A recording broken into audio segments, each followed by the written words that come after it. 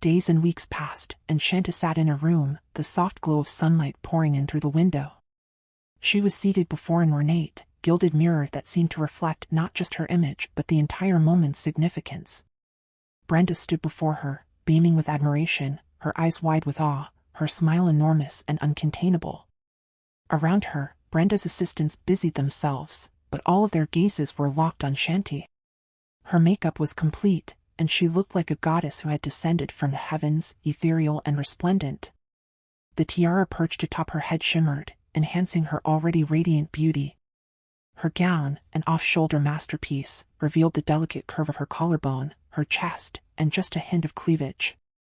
The dress hugged her body perfectly, every seam a tribute to her elegance, and with every step she took, the high slit in the front of the gown exposed her flawless, shapely legs.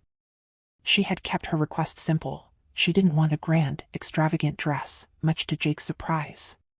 But Jake, in his devotion, had granted her every wish. Brenda and her assistants helped Shanta stand, but for a moment no one moved. They were all caught in her spell, staring in silent wonder as if they had never seen anything so breathtaking. Her curls tumbled down in waves, pinned back just enough to reveal one perfect ear. Her jewelry, a dazzling set of diamonds and blue sapphires, sparkled like stars, adding even more to her already otherworldly allure. Meanwhile, Lorena stood quietly to the side, her heart swelling with admiration for Shanta's beauty. Jake is so lucky to have her, Lorena thought, her eyes warm with pride. Deep down, Lorena felt a sense of peace, knowing it was Jake who would stand at the altar with Shanti, not Vasper. "Miss Shanti, you're stunning." "You look like a goddess," Lorena whispered, unable to contain her admiration. Shanta smiled, her eyes reflecting both joy and nerves as she looked at her and then at those around her, each face radiating awe and reverence. "You're a goddess from the heavens, Miss Shanti." "You came down to capture Sir Jake's heart," Brenda exclaimed with fervor, her words almost tripping over each other in excitement. Shanta laughed, her light, melodic laugh filling the room, though inside, her heart raced. Brenda's assistants, still captivated, barely moved, their eyes fixed on Shanti as though she were some mystical being they had only dreamed of. Brenda kept showering her with compliments, unable to help herself. But beneath Shanta's radiant exterior, a deep nervousness fluttered in her chest. This was the day she would marry Jake, the man she had secretly planned a life with Gabriel's help. After everything she and Jake had gone through, she never imagined that it would be Jake standing before her at the altar, not Vasper. Jake was the one who had won her heart. They stood in a garden that seemed almost too beautiful to be real. Flowers of every color stretched out as far as the eye could see, their perfume filling the air. It was a place of paradise, a secret haven that Gabriel had discovered, a hidden gem in the Far East on a property owned by his girlfriend's family. The setting was perfect, as if it had been waiting for this very moment. Though their sudden wedding had taken everyone by surprise, David and the others eventually came to terms with it. Only a small, intimate group was invited: Jake's 6 guardians, Jasmine and her 2 siblings, the family who owned the venue, Lorena, and Brenda. Jasmine, though initially shocked, was overjoyed for them. She had always believed a wedding between Shanti and Jake was inevitable. And she was right. Everything was ready. The ceremony was about to begin. Shanti stood at the threshold, ready to walk down the aisle. David was by her side, ready to give her away. Tears threatened to spill, but she held them back, her heart swelling with emotion. "Shanti, you are the most beautiful bride I have ever seen," David whispered, and everyone around them smiled, their eyes soft with admiration. "Thank you, David," Shanti replied with a nervous smile, her hand shaking. Meanwhile, Jake stood at the altar, dressed in a sharp tuxedo that made him look more handsome than ever. Yet, despite his calm exterior, he was trembling with nervous excitement. He glanced around at the guests, his heart pounding, tears welling in his eyes. He couldn't fully comprehend the happiness surging within him. How had fate been so kind to him? He was the one standing at the altar, not Vasper. It was him. His heart swelled with gratitude. The guardians, standing nearby, noticed his nerves, and Justin, ever the joker, teased him telepathically, "Relax, bro. Ha ha." But Jake was too overwhelmed to laugh. His heart belonged to Shanti, and the weight of this moment nearly crushed him with joy. As the wedding song began to play, the world seemed to slow. The sound of the gift filled the air, and the atmosphere became thick with romance. Every guest was entranced by the song, the air electric with anticipation. The flower girl, Gabriel's girlfriend's younger sister, started her walk down the aisle. She smiled brightly, her innocence charming everyone who watched her, bringing a brief, light-hearted pause to the intensity of the moment.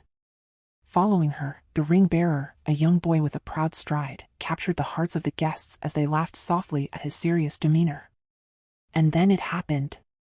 Shanti appeared at the entrance of the garden, and the air shifted. It was as if the very earth held its breath. Bathed in the golden light of the setting sun, she was a vision of pure beauty. Each step she took seemed more graceful than the last, her gown flowing around her like liquid silk. The soft rustle of the fabric was the only sound, save for the wedding music in the background. Her curls framed her face in soft waves, and the jewels adorning her neck and ears sparkled like celestial bodies. Jake's breath caught in his throat. His eyes widened, and for a moment it felt as though his heart had stopped. "My God, she's so beautiful, and she's mine," he whispered to himself, blinking back tears. His emotions surged within him like a storm, overwhelming, powerful. "Jake, don't cry," he silently scolded himself, but the intensity of his love for her threatened to break him. As Shanta's gaze met Jake's, there was an unspoken promise in her eyes, a love so deep it seemed to shimmer between them. The guests could feel it, the profound connection they shared. There was an audible gasp from the crowd as she walked down the aisle, each step a testament to the journey they had taken together. Even Brenda, who had spent hours preparing her, was awestruck once again.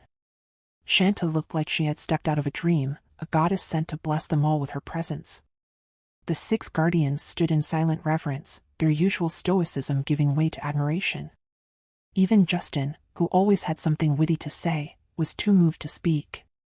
"I told you she'd take your breath away," he whispered to Jake telepathically, but even he was caught in the spell of Shanta's beauty. "Jake is so lucky," murmured Jacob, Louis, and Gabriel almost in unison, their admiration palpable. Jake, overhearing their thoughts, smiled softly. "I am," he whispered to himself, his heart full. Jasmine, standing nearby, could hardly contain her emotions. Tears flowed freely from her eyes, but they were tears of pure joy. "Look at her, she's so beautiful," she sobbed happily, glancing at her siblings, who were also wiping their eyes, smiling through their tears.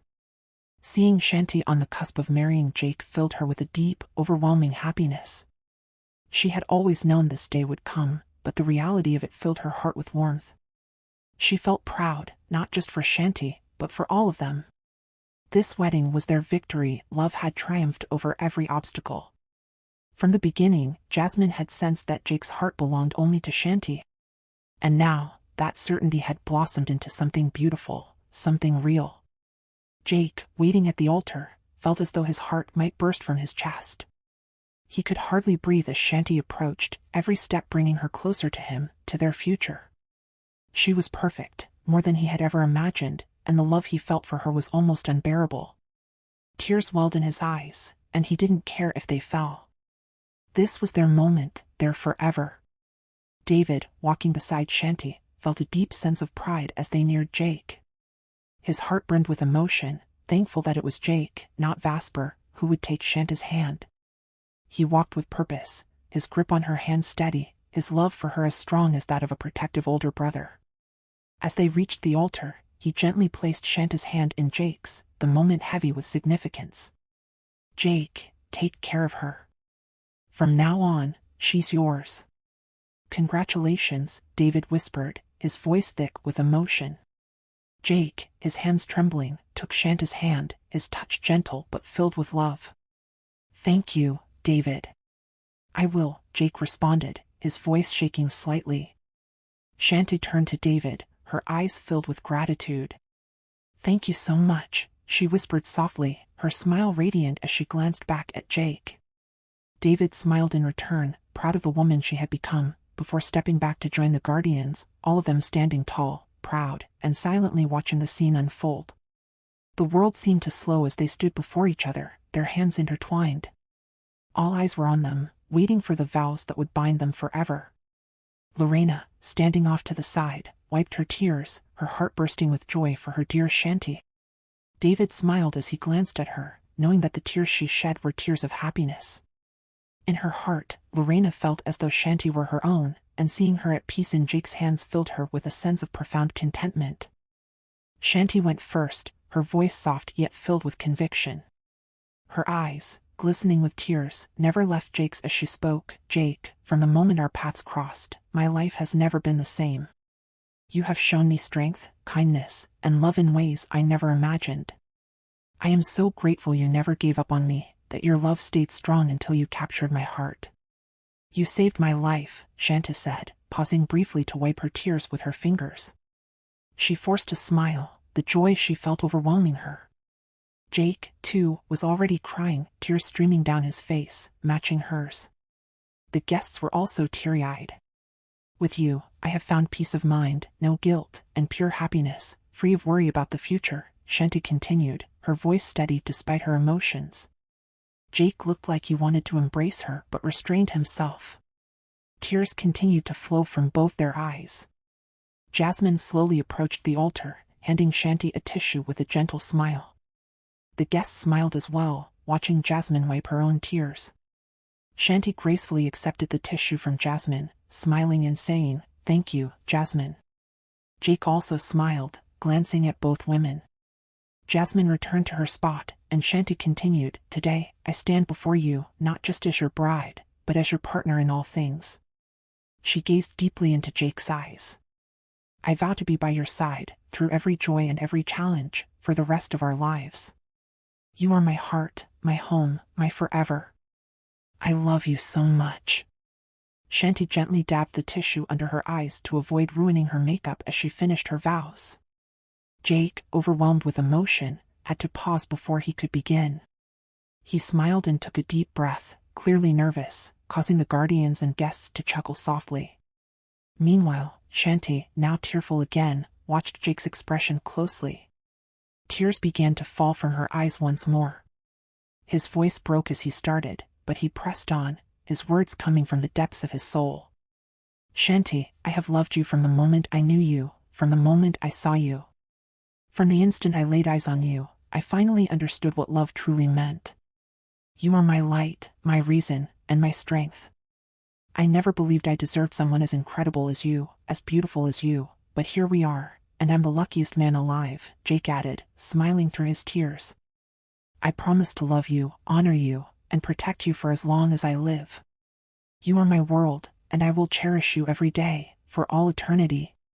"I love you so much, my love," Jake said, his voice shaking with emotion. Shanti's tears flowed without stopping. Even the officiant was moved to tears, watching the couple's deeply emotional exchange. By the time they finished their vows, there wasn't a dry eye in the garden. The sincerity, raw emotion, and profound love between them had touched everyone present. Jasmine wiped away her tears, smiling through them, overjoyed for her dear friends. The usually composed and unflappable guardians had softened as well, their hearts warmed by the depth of Shanti and Jake's bond. They had witnessed many battles, many moments of triumph and loss, but nothing compared to seeing this pure union of love. When the officiant finally declared, "You may now kiss the bride," a collective breath of anticipation swept through the guests. Jake, tears still glistening on his cheeks, leaned in slowly, gently lifting Shanti's veil and placing it over her head, revealing her full beauty to him. He cupped Shanti's face, and the kiss that followed was soft, tender, deep, and full of the promise of a lifetime together. As their lips met, the world around them seemed to fade away, leaving only the two of them in that sacred moment. "I love you so much, my love," Jake whispered against her lips. "I love you too, my love," Shanti replied. The guests erupted into applause, the sound of clapping and joyful cheers echoing through the garden. Laughter mingled with the applause as everyone stood in celebration of this beautiful couple. The atmosphere was filled with love, peace, and happiness, a perfect reflection of Shanti and Jake's union. The guardians, always protective, clapped the loudest, proud of the journey Jake had made and the love he had found. They were so proud of both Jake and Shanti. As the ceremony concluded, Shanty and Jake made their way toward their car, which awaited them at the end of the path, decorated with flowers and ribbons. But before they could leave, it was time for Shanty to toss her bouquet. Jasmine, her siblings, and the guardians stood behind her, all laughing and watching Shanty, who pretended to toss the bouquet several times but kept holding back, teasing everyone. Jasmine, eager to catch the bouquet, was visibly excited, while the guardians and Jake laughed along. It was a joyful moment, with everyone in high spirits.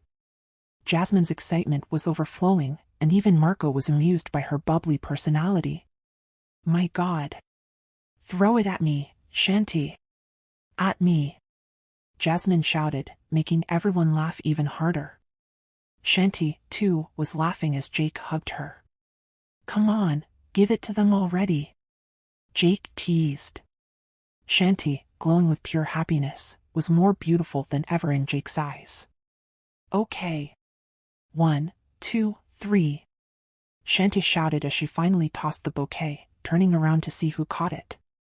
Shanta squealed with delight when she saw Jasmine had caught it, and everyone laughed along. Jasmine proudly held up the bouquet, exclaiming, "I'm next." The guests applauded, watching the playful scene, and Shanty and Jake embraced, laughing at the excitement. Jasmine even danced with the bouquet in hand, much to the guardians' amusement. Meanwhile, Marco couldn't help but be even more charmed by Jasmine. It was finally time for Shanty and Jake to leave. Jake smiled at the guardians. "Take care of things here, okay?" he said. The guardians nodded, laughing. "Go on, get out of here." "Enjoy," they replied with a grin. Shanta laughed as she waved at Jasmine, but Jasmine ran up to her. "Shanty, enjoy your honeymoon, okay?" "You know what I mean," Jasmine said with a wink. Shanta laughed and thanked her. Then, Jake and Shanty walked toward their car.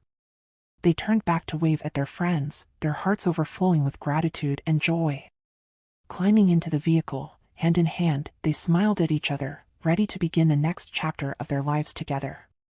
Jake kissed Shanty before starting the car. "I love you, Mrs. Valerian," Jake said as they kissed. "I love you too, my dear husband," Shanty replied. "Are you ready?" Jake asked teasingly, sensing Jake's playful tone. "I am ready, Mr. Valerian," she replied in a sultry voice, and Jake laughed. As the car pulled away, the guests waved and cheered, watching as the newlyweds disappeared down the road, off to their honeymoon and the beautiful future that awaited them. The day ended in a joyful celebration, the love between Shanty and Jake leaving a lasting impression on everyone who witnessed it. It was a day that would be remembered forever, a day where love triumphed, and two hearts became one. Meanwhile, David and the guardians were enjoying themselves at the wedding reception, a celebration filled with joy over the union of Jake and Shanta that had just been sealed. They were all still in disbelief at what had transpired. Jake and Shanty had ended up together, something they had once doubted would happen, especially with Vasper once being in the picture. Justin and Marco exchanged glances, shaking their heads in amazement. "Can you believe it? It feels like just yesterday we were on that beach when Vasper and Shanty announced their engagement, right?" Marco said, a hint of disbelief in his voice. The guardians burst into laughter, all except David, who remained quiet. Jasmine, who overheard the conversation from across the large table, suddenly widened her eyes in shock. "What? Shanty and Vasper? They were engaged?" she exclaimed, her hand flying to her mouth as she stared at the guardians in utter surprise. Her two siblings, seated beside her, were equally shocked, their eyes mirroring the disbelief on Jasmine's face. "Well, let's not talk about that now, okay?" Justin said, waving it off, but Jasmine was still processing everything. Her mind raced as she blurted out, "Wait, how did they even break up?" The curiosity in her voice was evident, her mind struggling to comprehend this revelation. Justin, not one to mince words, said, "Samara got pregnant, and Shanty caught them in the act." Jasmine's eyes widened even further. "Oh my God," she exclaimed. "But wait, isn't Samara supposed to be with Vasper?" "What a mess," she added, clearly confused by the situation. "Yeah, it's complicated," Marco chimed in, eager to change the subject. "Anyway, what's important is that Jake and Shanty are married now." Let's focus on that, he said, redirecting the conversation. Besides, I've got a ton of work to get back to tomorrow, handling the vineyard and running my office. David nodded, agreeing with the shift in focus. As the group carried on, the guardians began looking around for Gabriel. They spotted him at another table, happily chatting with his girlfriend and her family, immersed in conversation.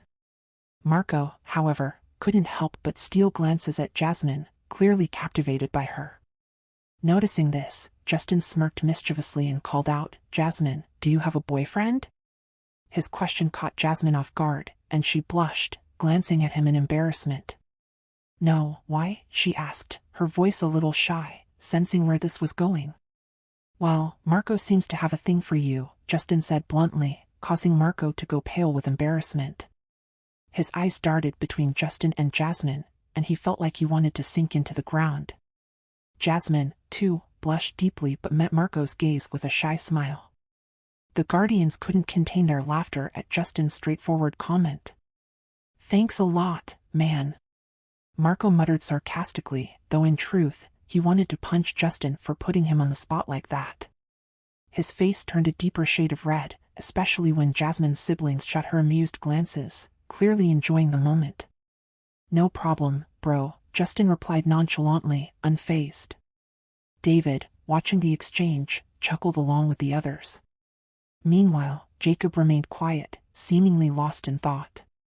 "Jacob, you've been awfully silent. Everything okay?" Lewis asked, nudging him gently. Jacob looked up at his companions and smiled faintly. "Yeah, I'm fine," he replied softly. But the group knew Jacob's silence often meant something deeper. Lewis simply nodded, understanding without needing further explanation. The wedding feast gradually came to an end, with everyone exchanging farewells. The celebration of Shanti and Jake's union was filled with happiness and love, and as the night wore on, the guests began to depart. Marco had offered to drive Jasmine and her siblings back to their hotel, and as they rode together, the atmosphere between Marco and Jasmine was slightly awkward yet filled with a palpable sense of something new blossoming between them. Finally, unable to hold back any longer, Marco gathered his courage and asked, "Would you like to have dinner with me tomorrow night? Before you head back to Japan?" His voice wavered just a little, and Jasmine, with no choice but to respond, smiled and said, "Sure." Her siblings, watching from the back seat, exchanged knowing looks, trying hard not to burst out with excitement. As they arrived at the hotel and Marco helped them out of the car, he looked at Jasmine with a smile, his eyes soft. "See you tomorrow night," he said, and Jasmine nodded, returning the smile. As soon as he drove away, her siblings teased her relentlessly. "Isn't Marco so handsome? You'd be crazy to say no," Margaret teased. "Don't let him get away, Jasmine," she added, giggling, while Clarissa joined in with laughter. Jasmine smiled, feeling a strange excitement bubbling inside her. It had been years since her fiancé had passed, and perhaps now it was time to open her heart again. As she made her way up to her room, the thoughts of a new chapter filled her with hope.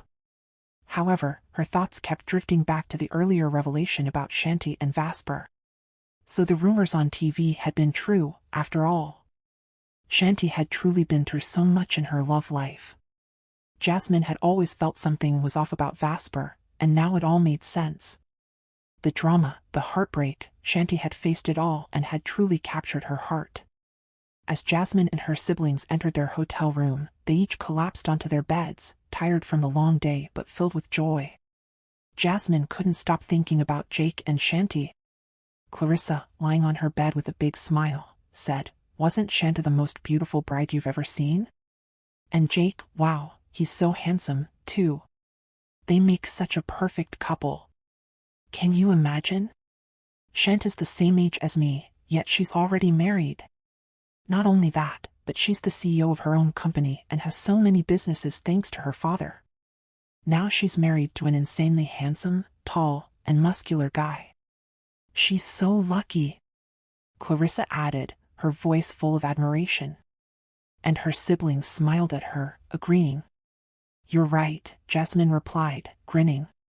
Margaret, ever the playful one, looked over at Jasmine and said, "Didn't you used to have a crush on Jake?"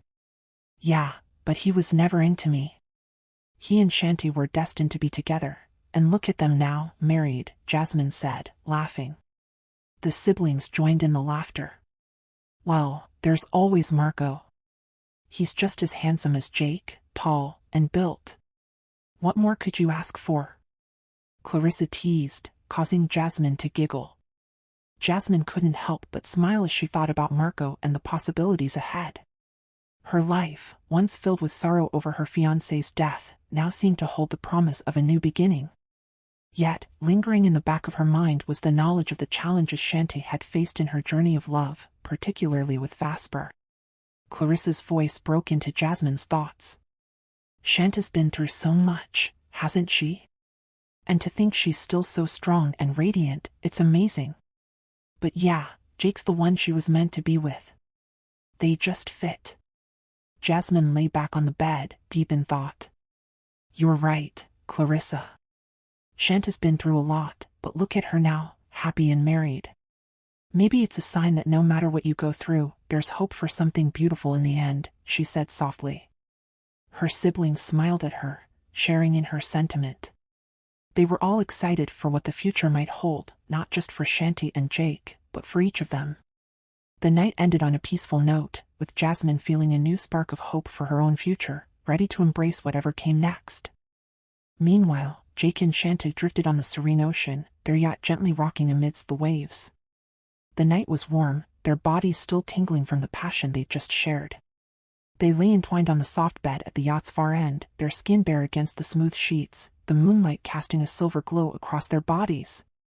It was their first night as husband and wife, the memory of their perfect wedding still fresh in their minds, no interruptions, no disruptions, just them, basking in the culmination of their love. Jake's voice broke the silence, low and deep, vibrating through Shanta's chest. You're finally mine, Mrs. Valerian. I can hardly believe it, he murmured, his breath warm against her ear. His words dripped with hunger, desire simmering beneath his tone. Shanta's lips curled into a soft smile as she leaned in, brushing her mouth against his, teasingly slow, savoring the way his lips responded. Jake pressed deeper into the kiss, his lips firm yet tender, pulling her closer, their bodies perfectly aligned. Heat stirred between them again, but this time it felt even more intense, more electric. His hands roamed her body, his fingers tracing the delicate curves of her waist, hips, and thighs with reverence, as though memorizing every inch of her. Jake reached for Shanta's left hand, his thumb brushing over her wedding ring. His eyes darkened as he held it up, watching the diamond glint in the moonlight, a reminder of the ring they'd thought lost forever. Still with us, he whispered, his lips grazing the knuckles of her hand. He pressed a slow, lingering kiss on the ring finger before looking back into her eyes. I love you so much, he breathed, his voice thick with emotion. Shanty gazed at him with the same intensity, her heart swelling with the depth of her feelings. I love you too, Jake. My husband, she whispered back, her fingers threading through his hair as she pulled him into another kiss, this one deeper, more urgent. The stars above them twinkled like silent witnesses, as if blessing their union.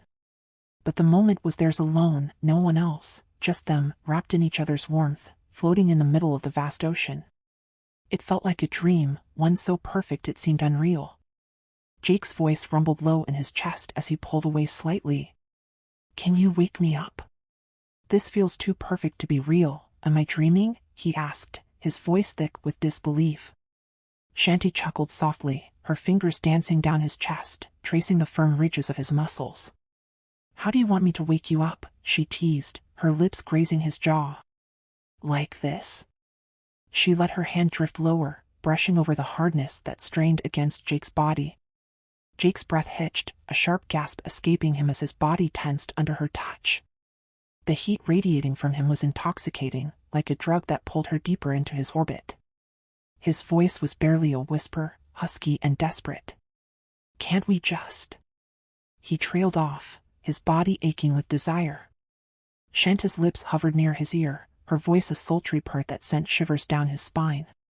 You want me to take you, now? She teased, her hand wrapping around him, stroking him slowly, teasingly, her touch firm but agonizingly gentle. Jake groaned, his body on fire from her touch, every nerve electrified. The thought of taking her, right there, sent a blaze of heat through him, but he knew they couldn't. He pulled her closer, his voice strained with restraint. You know how badly I want to make you mine, but if I do, you'll lose the power to wield the sword of destiny. We can't, not yet. His words were both an admission of his desire and a reminder of the weight they carried. Shanta's eyes darkened, her own need mirrored in his. Her breath was hot against his neck, her body trembling with the effort to hold back. I know, but Jake. I want you so much, she whispered, her lips brushing against his skin, leaving a trail of heat as she spoke. I want to feel you, every part of you. Jake's hands slipped between her thighs, his fingers moving in slow, tantalizing strokes. The touch was light at first, teasing her, as his fingers danced over her most sensitive areas, drawing out soft, breathless moans from her lips. Her body responded instinctively, arching into his touch, her skin flushed with heat. I'll make you mine, completely, once this is over, Jake whispered against her neck, his voice hoarse with desire. Once we've taken down Alexander Mondragon, I'll give you everything. His words were punctuated by his fingers, which began to move in a slow, torturous rhythm, teasing her further. Shanti gasped, her head falling back, eyes closed, as waves of pleasure rippled through her. Shanta's body trembled, her breath hitching with each delicate stroke of Jake's fingers. His touch was relentless, skillful, and perfectly in tune with her needs. He watched her, his eyes dark with want, as her moans grew louder, more desperate. His lips found her breast, his mouth hot and wet as he circled her nipple with his tongue, his other hand caressing her other breast, the heat between them building with each passing second. Their bodies moved in sync with the gentle rocking of the yacht, the ocean's rhythm matching the growing intensity of their pleasure. Shanta's fingers dug into the sheets as Jake's movements quickened, his fingers pushing her closer to the edge. She was losing herself to the sensations, her body arching against his, her breath ragged as she chased the climax that hovered just out of reach. Jake, oh God, Jake. She moaned, her voice barely above a whisper, but full of need. Jake's eyes darkened with lust, his own breath coming faster as he felt her nearing her peak. Is it good? He growled, his voice deep and guttural, his fingers moving faster, more demanding. Shanta's answer came in a breathless moan, her body trembling as pleasure surged through her. Yes. Jake, right there. She gasped, her voice shaky as she spiraled closer to release. Jake's body was aflame with desire, the sound of her pleasure driving him mad. His fingers worked her faster, deeper, until finally, with a cry of his name, Shanti shattered. Her body arched into his, trembling as wave after wave of ecstasy washed over her, her moans filling the air. Jake watched her, mesmerized, as she rode out her climax, her body glistening with sweat, her chest rising and falling with shallow breaths. He smiled, his heart full as he kissed her deeply, their lips still tasting of desire. As Shanta lay breathless in his arms, Jake gently lowered his head between her thighs, his mouth finding her sensitive flesh. He tasted her, his tongue slow and thorough as he cleaned her essence. The sensation made Shanti shudder, her legs weak as pleasure tingled down her spine. When he was done, Jake crawled back up her body, kissing her lips again, the kiss soft but full of promise. He pulled the comforter over their entwined bodies, shielding them from the night's breeze. Midnight was close, but their night had only just begun. I love you so much, Jake whispered against her lips. I love you too, Jake, Shanti replied, her voice soft, her heart full, as she wrapped herself around him, holding him as if she'd never let go. Jake smiled, pulling her into his arms, their bodies fitting together perfectly, as the night embraced them both. Shanti was awakened by the warmth of Jake's breath, brushing softly against her lips. His lips barely touched hers, sending a shiver down her spine. Slowly, she stretched her body, arms reaching upward, her eyes still closed but a knowing smile on her face. She knew it was Jake in front of her. Without hesitation, Jake pulled her into a tight embrace, his lips finding her neck, kissing her gently. Good morning, Mrs. Valerian. It's time for breakfast, Jake said in a deep, guttural tone, a sound Shanta loved to hear. Her hands reached up to cradle Jake's head, her fingers playing with his thick hair, which cascaded over his shoulders. She wrapped her leg around his thigh, their bodies tangled together on the bed, laughing softly in each other's arms. I love you, my love, Jake whispered, his voice like music to Shanta's ears. I love you too, my dear husband, she replied, her voice a temptation to Jake's entire being. Shanta lay bare, while Jake wore only his boxers. She giggled when Jake playfully bit her neck, his lips trailing upward to hers. Their kisses started slow, tender, and filled with love, but soon they grew more intense, demanding, and consuming. Jake's desire hardened, and Shanta's body responded with a growing warmth as Jake held her tightly, smiling as they kissed. Their soft moans mixed with the sound of waves gently lapping against the side of the yacht. Shanta's grip on Jake tightened, while his hands roamed her body, exploring every inch. Jake's hand paused between her thighs, teasingly slow but precise, knowing exactly where to touch to ignite her pleasure. Shanta spread her legs wider, allowing Jake's hand more freedom, their kiss becoming more desperate as they moved together. Her hand rested on top of Jake's as he continued to play with her, and soon his lips traveled down to her neck. Shanta's eyes closed as she succumbed to the waves of pleasure washing over her. His mouth descended to her breast, and Shanta gasped for air, the pleasure overwhelming her as Jake's expert mouth and tongue worked on her breasts. She whispered his name, the sound of it driving Jake wild with desire. Shanta's hand gripped Jake's head, pressing it closer to her breast as her body moved with increasing desperation, chasing the ecstasy that Jake's touch was giving her. Jake's head moved lower, settling between her thighs, the heat of his tongue and breath making her arch in pleasure. His tongue, precise and skilled, danced over her, sending shivers through her body. Shanta clutched his hair tightly, pressing him closer, her body writhing from the pleasure that built with each stroke of his tongue. Her body tensed as the sensations intensified. Jake's hand traveled up to her breasts, squeezing them as his tongue worked relentlessly. Shanta's hips moved in rhythm with Jake's mouth, growing more desperate as her climax approached.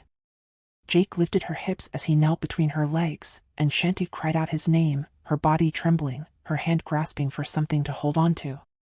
As her climax hit, she opened her mouth in a guttural moan, her body overwhelmed with pleasure. Even as Jake lowered her back onto the bed, his mouth didn't leave her, and Shanta felt another wave of sensation flood through her, turning her pleasure into a sweet ache. Jake smiled down at her, his eyes filled with adoration as he watched her body tremble in the aftermath of her climax. Shanta lay breathless, her eyes closed, her chest rising and falling rapidly. Jake leaned down, cleaning her with his tongue, moving slowly, savoring every inch of her skin. He took her legs, kissing them gently, even sucking on her toes, making Shanta giggle at the ticklish sensation. She laughed, looking at Jake, who was grinning mischievously. He returned to kissing her legs and thighs, covering them with soft kisses. He playfully bit the inside of her thigh, causing Shanta to squeal and laugh, pushing his head away. They both laughed, their giggles blending with the sound of the waves crashing against the yacht. Jake kissed his way up Shanta's body, from her belly button, slowly making his way up to her breasts, kissing each one tenderly. Shanta watched him with adoration, her heart swelling with love. Jake lingered on her breasts, caressing them lovingly. "They're so beautiful, always such a pleasure to kiss," Jake murmured, his voice thick with affection as he kissed each breast. Shanta could only respond with soft moans. Jake's gaze returned to her face, drinking in her beauty. "You get more beautiful every day," he said, his eyes filled with wonder. Shanta smiled back at him. "You too, Jake. You're getting hotter and more handsome every day." "Why is that?" she teased. Jake blushed, laughing, his charm making Shanta fall for him all over again. She was mesmerized by his laughter. "You never used to be like this, Jake. You were always so serious before." "I hardly ever saw you smile," Shanta said, looking into his eyes, which were only inches from hers. Jake smiled, his gaze soft and warm. "Because of you, you've brought color into my world, Mrs. Valerian," he said in that sexy voice that Shanta loved so much. "My world was black and white before, but when you came into my life, you gave it meaning." His words left Shanta speechless, her heart swelling with so much love that she almost felt like crying. "I love you so much, my love," Jake whispered, capturing her lips in a passionate kiss. Their emotions flowed through each kiss as Shanta pulled Jake closer, wrapping her legs around him. Shanta signaled for Jake to take off his boxers. His arousal was already painfully hard, and as he removed them, Shanta's hand immediately wrapped around him, causing Jake to groan deeply. Her hand moved slowly, teasing him, her lips never breaking from his as their kiss grew more intense. Jake's breathing became more ragged, his kisses desperate, biting gently on Shanta's lips as he squeezed her legs. Shanti could feel Jake's body growing tense, on the verge of release. Suddenly, Shanti broke the kiss and rolled Jake onto his back, her eyes full of playful intent. Jake bit his lower lip, watching her intently as she took him into her mouth, her tongue swirling expertly as she sucked him, eliciting a deep, guttural moan from Jake. He propped himself up on his elbows, his eyes locked on her, overwhelmed by the intense pleasure coursing through his body. Jake's hands gripped Shanta's hair, his breath ragged, every touch of her mouth driving him closer to the edge. Shanta's mouth moved faster, feeling Jake nearing the edge of his release. His hips thrust in time with her, his body tensing as he reached the peak of pleasure. A deep groan escaped from Jake as his essence flowed into Shanta's mouth. Without hesitation, she swallowed every drop, leaving nothing to waste. Jake collapsed onto the bed, his chest heaving as he caught his breath. Shanti, satisfied and still hungry for more, playfully licked him clean before crawling back up his body. Jake grabbed her, pulling her into a passionate kiss, their lips magnetically drawn together.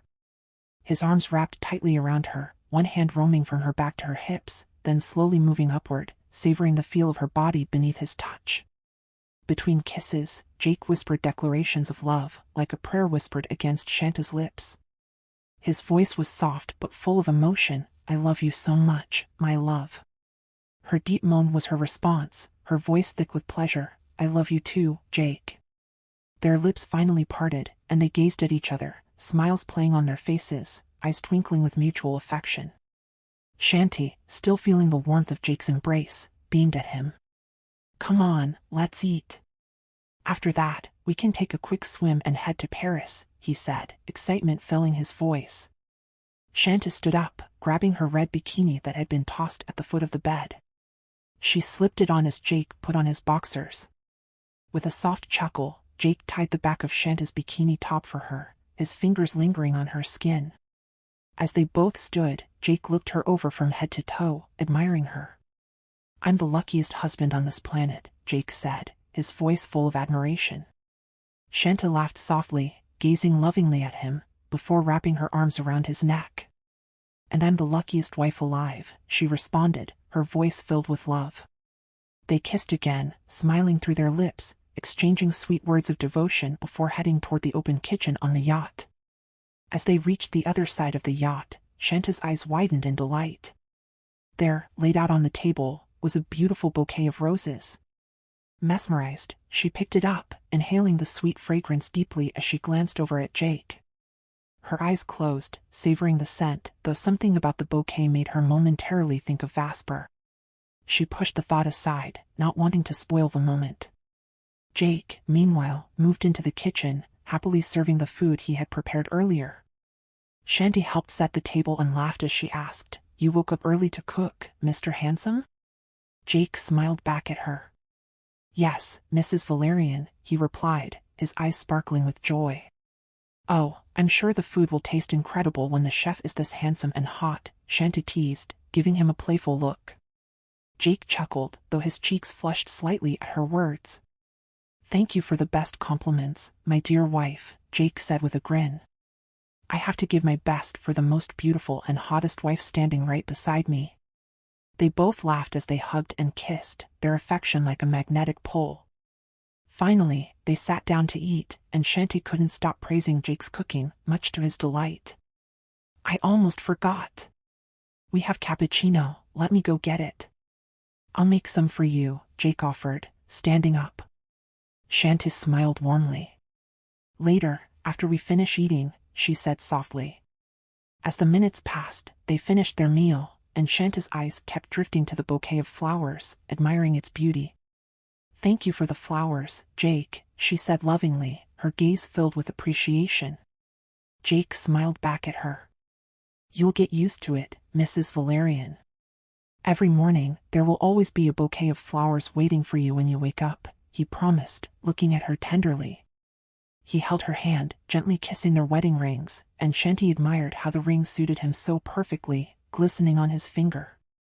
After their meal, they wandered to the edge of the yacht, where Shanti giggled as she looked down at the deep blue water. "Shall we go for a swim?" she asked excitedly. Jake came up behind her, wrapping his arms around her waist. "Yes, don't worry, I'm here," he whispered, pressing a kiss to her neck. Shanti held onto his arms, feeling secure.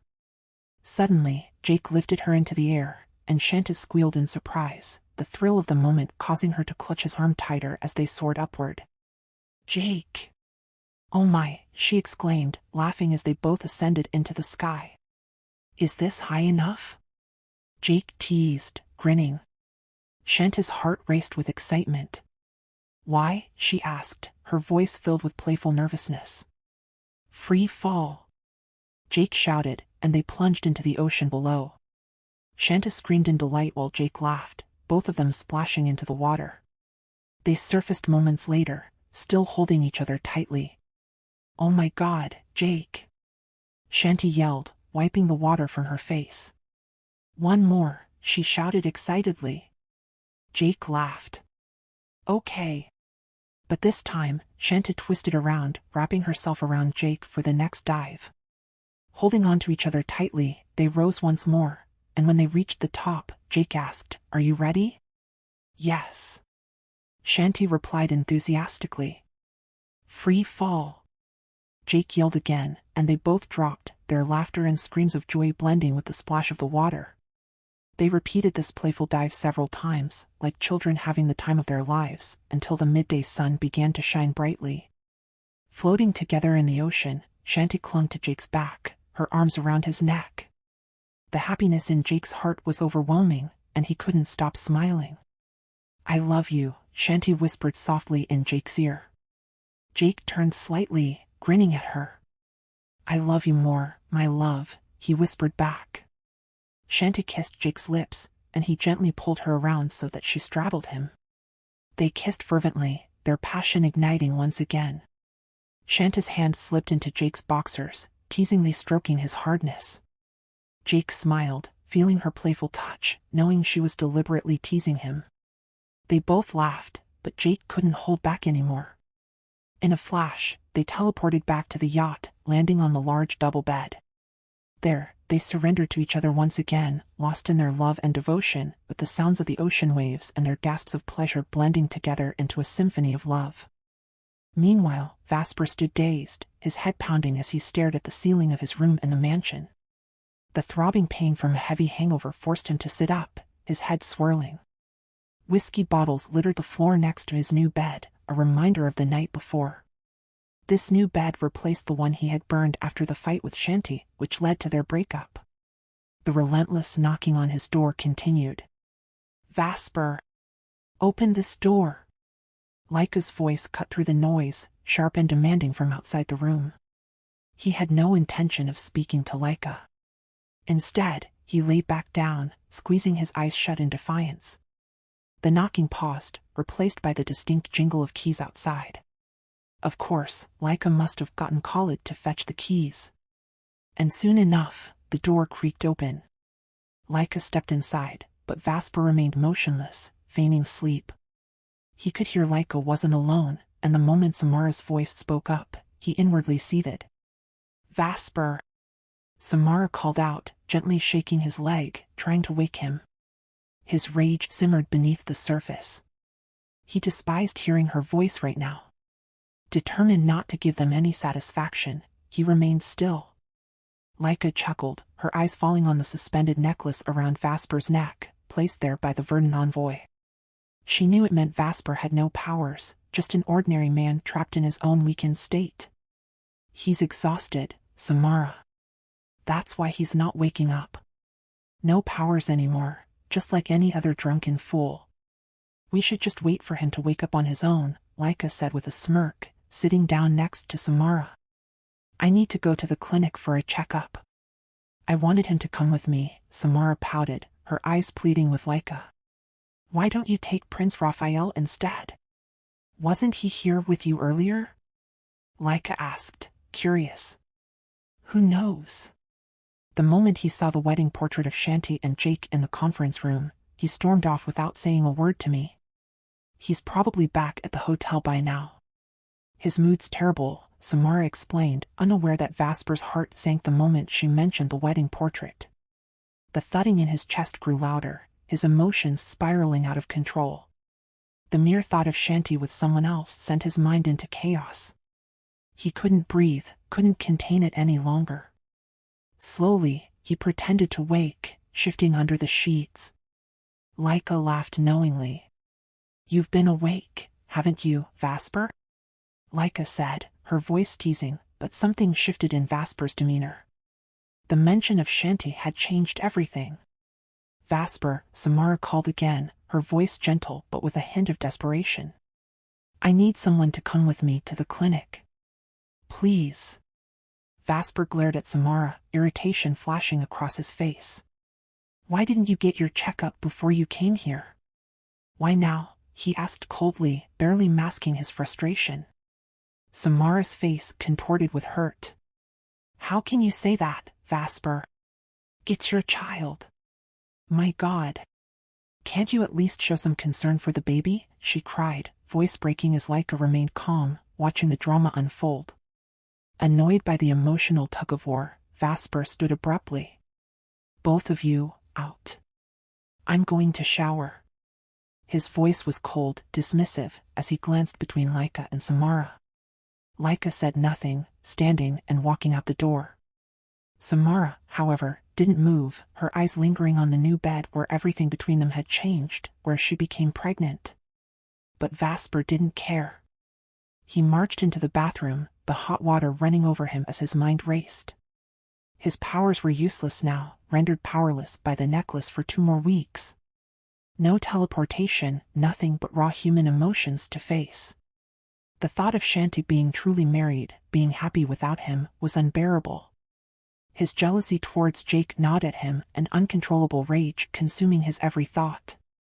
He hit the shower wall, resisting the urge to break something. Tears mingled with the water as the pain of his jealousy and regret overtook him.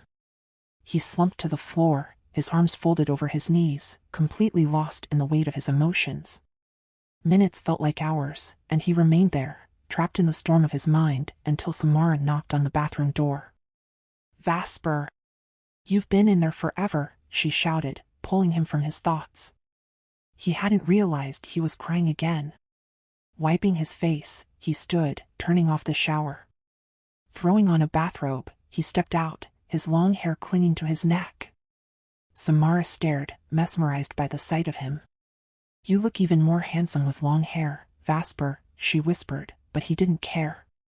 He barely acknowledged her as he walked towards his closet, looking for clothes. Samara watched, frustration mounting as Vasper dressed in silence. "I'll take you to the clinic," Vasper said coldly, buttoning his shirt without sparing her a glance. "I have somewhere to go afterward, but I'll come back to pick you up." He sounded distant, uninterested in Samara's feelings. Samara frowned, clearly displeased. "I'm getting an ultrasound, Vasper." "Aren't you excited to see your child?" she pressed, but Vasper remained silent, focused only on his own thoughts. "Let's go," he finally said, walking out of the room without waiting for her. Samara followed, stung by his indifference. As they descended the stairs, Khalid greeted Vasper, motioning to the dining table where Laika sat, already eating. Hunger gnawed at Vasper's stomach. He hadn't eaten since yesterday, drowning himself in whiskey instead. Reluctantly, he sat beside Laika, silently filling his plate and eating without a word. Samara joined them shortly after, her presence barely acknowledged by Vasper. Laika, on the other hand, was keenly observing Vasper's every move. "The blood moon is coming soon," Laika said, her voice calm but pointed. "Alexander expects you to return to the inner world." Vasper didn't react. Samara listened intently, knowing Vasper's past and the weight his bloodline carried. "Will Shanti attend the Twilight Reckoning?" "She's married now to Jake, isn't she?" Laika's question hung in the air like a dagger. Vasper froze, his hands stopping mid-bite. His eyes locked onto Laika's, filled with a cold fury. "I heard from the staff at the vineyard, they're on their honeymoon right now," Samara added. Vasper's fist clenched as rage boiled inside him. He slammed his hand on the table, the sound echoing through the dining area. Khalid stood frozen in fear, and Samara began to tremble, her eyes welling with tears. Laika, however, remained unfazed, meeting Vasper's fiery gaze with calm defiance. Your fiancé, Vasper, is trembling in fear. What will happen to your child if anything goes wrong? Laika's voice was steady, but the accusation was clear. Why are you angry at me? Aren't you getting married too, soon? You're both in the same boat. Her words only fueled his anger. Vasper's hands curled into fists, struggling to control his emotions. His spoon flew off the table in his frustration. Hurry up and eat, Samara. I'll be waiting in the car. His voice was cold and low as he stood, downed a glass of water, and stormed out of the room, slamming the door behind him. Samara and Laika sat in silence, the tension between them palpable as they finished their meal. Finally, Samara left, following Vasper to the car, while Laika headed to her own vehicle. Inside the car, Samara glanced at Vasper, but he refused to look at her. The drive to the clinic was tense, Vasper's knuckles white as he gripped the steering wheel. Samara was too scared to speak, and the silence between them stretched until they reached the clinic. Staff greeted Samara, offering her a wheelchair, but Vasper didn't even turn to watch her go. As soon as the car door closed behind her, Vasper sped off, his heart racing as he made his way to Shanta's vineyard. The moment he arrived at the vineyard, a flood of emotions hit him like a wave. Parking the car, he stepped out, his chest tightening with each step. People stared at him, drawn to his presence, but he ignored them, heading straight to the reception area. As soon as he walked in, his eyes locked onto the massive wedding portrait of Shanti and Jake. Shanta looked like a goddess, radiant, pure happiness shining in her eyes as Jake stood behind her, holding Shanta's hands with a bouquet of white flowers.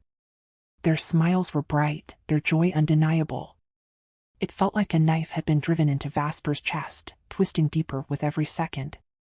Beneath the portrait was a banner, congratulating the newlyweds, Mr. and Mrs. Jake Valerian. Vasper's heart shattered as he approached the receptionist. Is Shanta Lorenzo here? He asked, his voice strained. Sorry, sir. Mrs. Valerian isn't here right now. She's still on her honeymoon. She'll be back in 3 days, the receptionist explained, oblivious to the torment in his eyes. Vasper turned and walked out without another word, his heart in pieces. He hadn't expected it to hurt this much.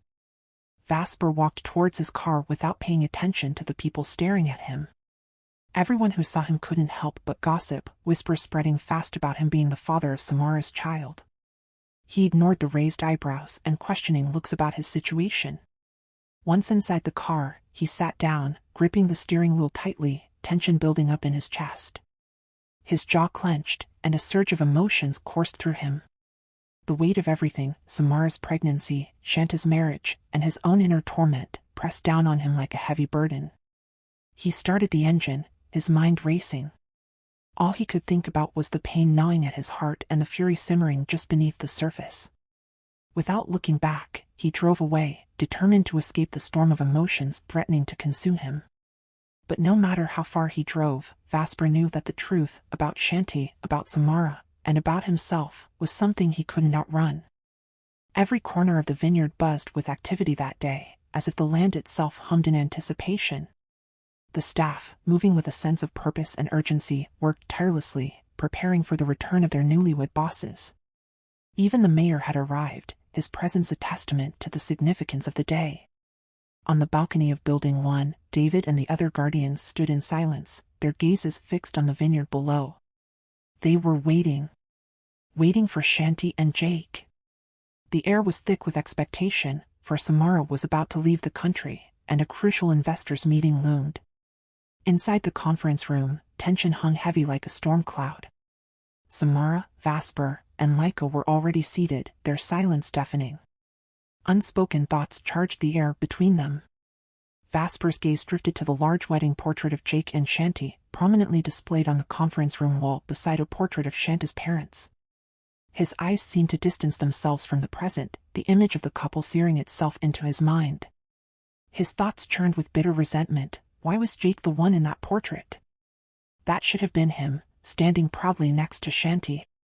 The ache of lost opportunity gnawed at him, his jealousy mingling with rage. But as he glanced over at Samara and Laika, the fury in his chest shifted. It wasn't just about Jake. His anger deepened as memories of betrayal replayed in his mind, reminding him of the reason everything had fallen apart. It wasn't just fate, it was Samara and Laika, the orchestrators of his downfall.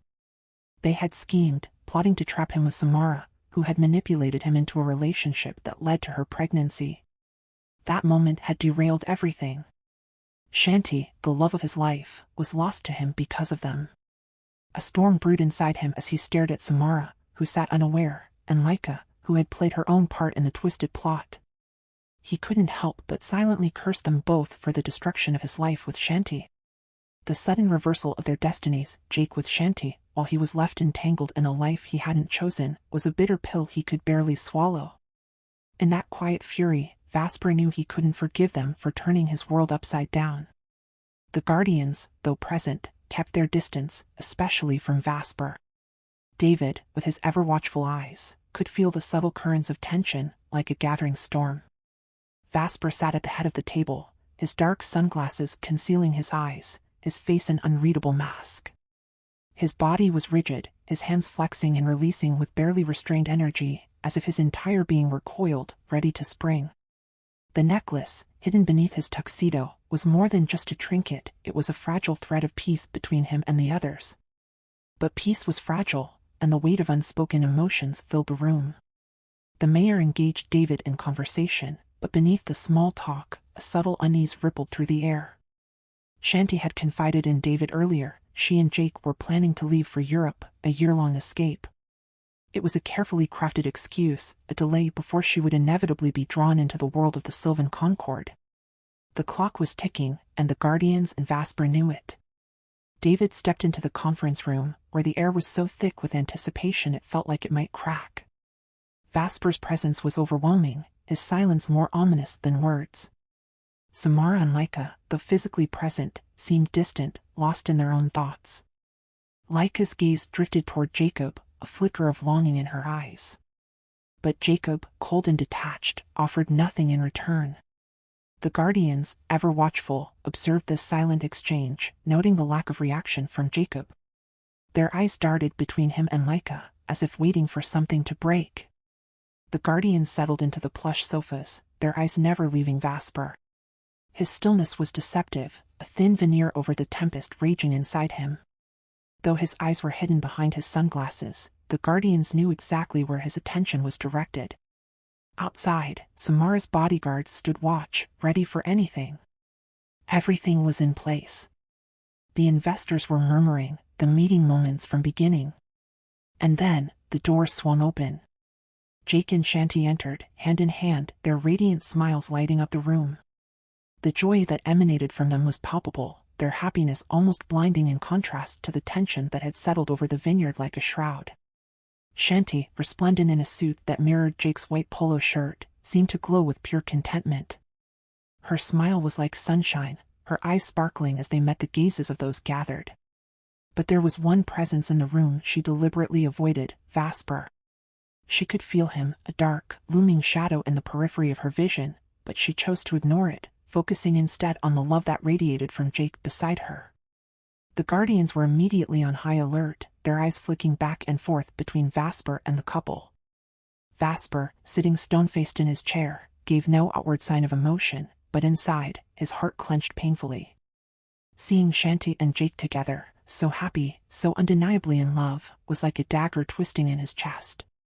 If he could, he would have torn Shanti away from Jake in that instant, taken her to a place where they could be alone, where they could be together. But that was a fantasy, and the reality was inescapable.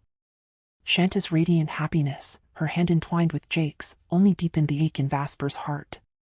His jealousy, sharp as a blade, gnawed at him, and he clenched his fists under the table, his jaw tightening as he forced himself to stay composed.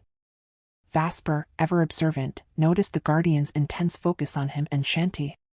He also saw Laika, her forced smile barely masking the amusement she found in the drama unfolding around her. She reveled in the chaos, the misery that seemed to seep into every corner of the room. To her, it was only fair that if her love life was a wreck, everyone else's should be too. But Jacob? Jacob was unmoved, his gaze fixed firmly on Jake and Shanty, indifferent to Laika's silent pleas for attention.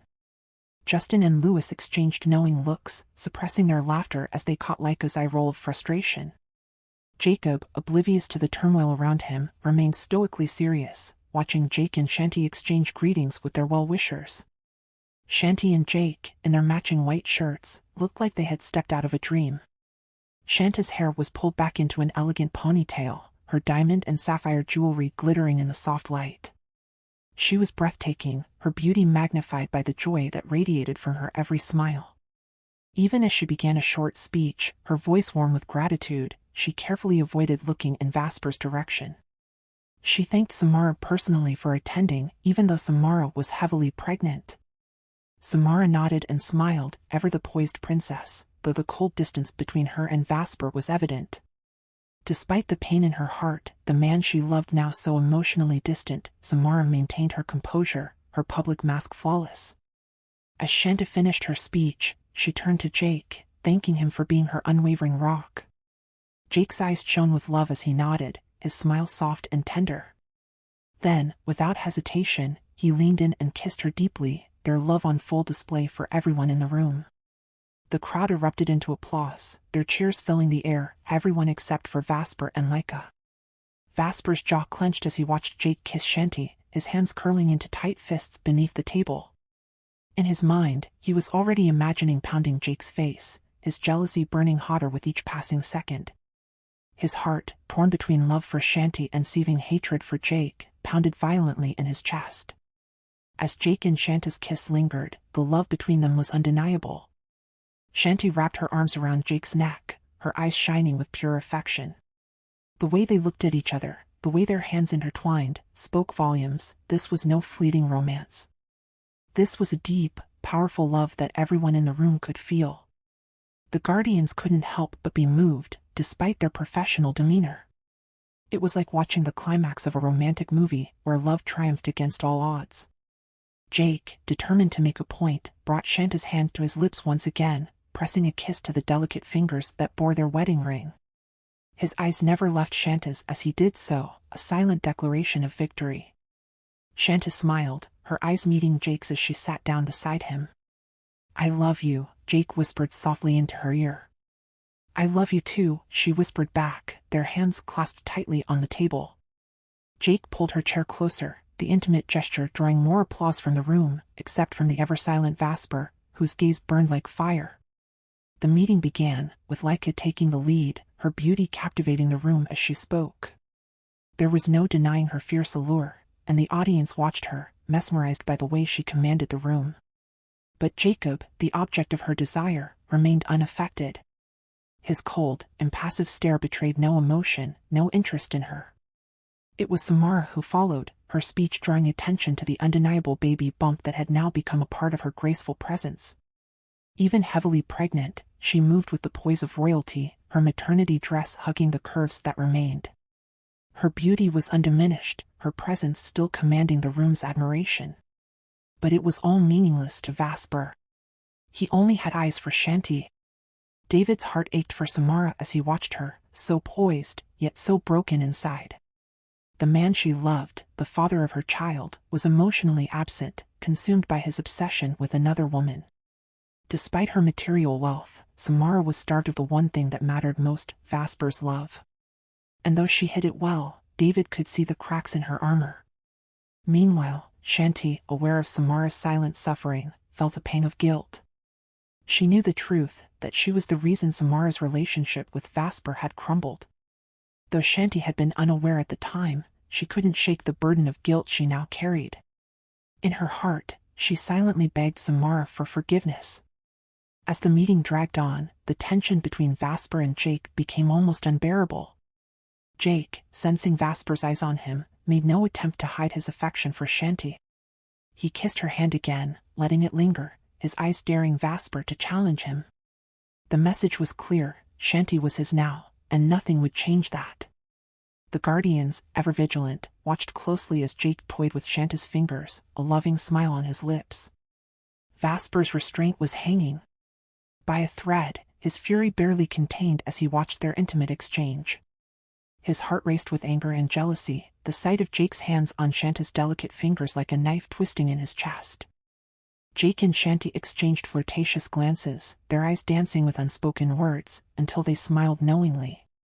Shanti gently squeezed Jake's side, causing him to flinch from the ticklish sensation.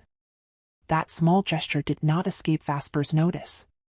His teeth clenched, rage simmering beneath his cool exterior.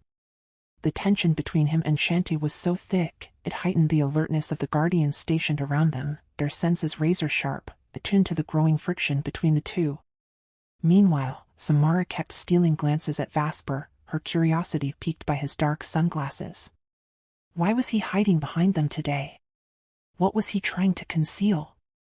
Jake, ever protective, held Shanta's hand with an intensity that suggested he knew all too well about the brewing storm nearby. Inside the meeting room, everyone respectfully addressed Shanti as Mrs. Valerian, a title that made Jake's chest swell with pride. Vasper's presence no longer mattered to him. As the first session of the meeting concluded, they were given a 1-hour break. Jake and Shanti stood side by side, admiring their wedding portrait, a tangible testament to their love. With grateful smiles, they turned to David, who had arranged the display. "David, thank you. Did you set this all up?" Shanti asked, her voice warm. David nodded proudly. "Yes, I placed your portrait next to your parents'." Jake also chimed in, "Thanks for sending those portraits to our mansion. They're already on display." David smiled, replying, "No problem, Jake. Anything for you too." But his gaze momentarily shifted to Vasper, who stood watching them with an intense, almost predatory seriousness, his jaw visibly clenched. Even Samara, exiting with him, couldn't ignore the tension radiating from him. Jake, still holding Shanta's hand, leaned closer. "Love, what would you like to eat?" "I'll grab it for you," he asked gently. Shanta smiled softly at him, her eyes tender. "Let's go together," she suggested, and they left the room hand in hand. As they approached the food table, they spotted Vasper standing near Samara, who was picking out snacks. But Vasper's eyes were locked onto Shanti, his gaze searing like molten heat, as though it could melt the very air between them. Shanti ignored him, while Jake dismissed Vasper's burning expression, refusing to let it disturb their peace. He had no interest in the inner turmoil Vasper was clearly struggling with. As Shanti exchanged a polite nod with Samara, Jake grabbed 2 plates. "Love, that one," she pointed to the carbonara, her favorite. Jake grinned, serving her a generous portion. They sat down at a round table, Jake's arm possessively wrapped around Shanta's waist, holding her with a tenderness only she could fully understand. As they began eating, Shanti teased him with a soft whisper, "Your carbonara tasted better yesterday," causing Jake to laugh quietly. "Thank you," he replied, his eyes crinkling with affection. She playfully fed him a bite. "Try it. It's still good," she urged. Jake tasted the carbonara, raising his eyebrows in playful approval. They shared a quick, affectionate kiss before Shanti continued eating, Jake's hand resting casually on her thigh. When a bit of sauce lingered on Shanta's lips, Jake wiped it off with his finger, licking it playfully, making her laugh. Their sweet interaction was like a blade twisting deeper into Vasper's heart. To him, it felt as if the ground beneath him had disappeared, leaving him weightless, his emotions spiraling out of control. His hand trembled as he held his plate, fighting the overwhelming urge to lash out. The atmosphere shifted abruptly when Vasper and Samara sat at the same table, their movements deliberate and composed. Shanti forced a smile at Samara but didn't dare look at Vasper. "Congratulations, Samara. How's your pregnancy going?" she asked brightly, her tone masking the tension underneath. Under the table, Shanti and Jake's hands stayed intertwined, their wedding rings gleaming defiantly under Vasper's concealed gaze. Samara responded warmly. "I'm doing well. When are you two planning to have a baby?" she asked, her question a verbal landmine. Vasper's irritation was palpable, despite his attempts to hide it. It was as if fate was testing how much calm he could muster while his heart raged like a storm. Shanta laughed lightly. Maybe this year. We're working on it every day, she said, her playful tone drawing laughter from both Jake and Samara. My husband is quite dedicated, she added cheekily, fueling the tempest within Vasper. His gaze challenged Jake, knowing full well that Jake hadn't taken Shanta's virginity, something Vasper considered his only remaining solace. But the jealousy gripping his heart was unbearable, tightening like a noose around his throat. Samara smiled and encouraged them. Ah, good, keep it up. But Vasper was teetering on the edge of control. As they finished their meal, Vasper reached into his pocket. Jake, here, he said coldly, handing him an invitation. Jake's eyes narrowed as he glanced at the flyer. It was for an underground race in Japan. Before Jake could respond, Shanta snatched the paper from his hand. She read it carefully, her expression hardening into a smile that was anything but friendly. It was a smile of defiance. Handing the flyer back to Vasper, she spoke firmly. I'm sorry, Mr. Mondragon, but my husband isn't interested in this. He doesn't enjoy these things. Jake, still holding her hand, remained silent but serious, his gaze unwavering as it met Vasper's. Vasper's eyes, though hidden behind his sunglasses, were seething, locked on their intertwined fingers atop the table. It took every ounce of his will not to lash out at Jake for holding Shanta's hand so openly. Even through the shades, Jake could feel Vasper's burning stare, and he relished in the jealousy radiating from him. Samara, now confused and frustrated, picked up the flyer.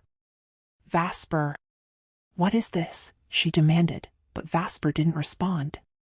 He snatched the paper from her hand and thrust it toward Jake once more. Take it, Jake, he ordered, his voice like ice.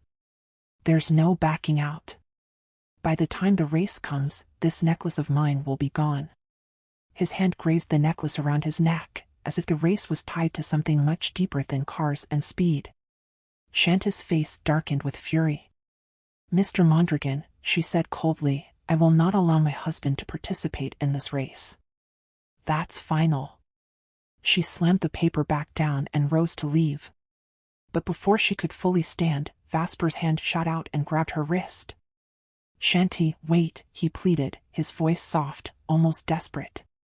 His eyes, filled with unspoken emotions, bore into hers.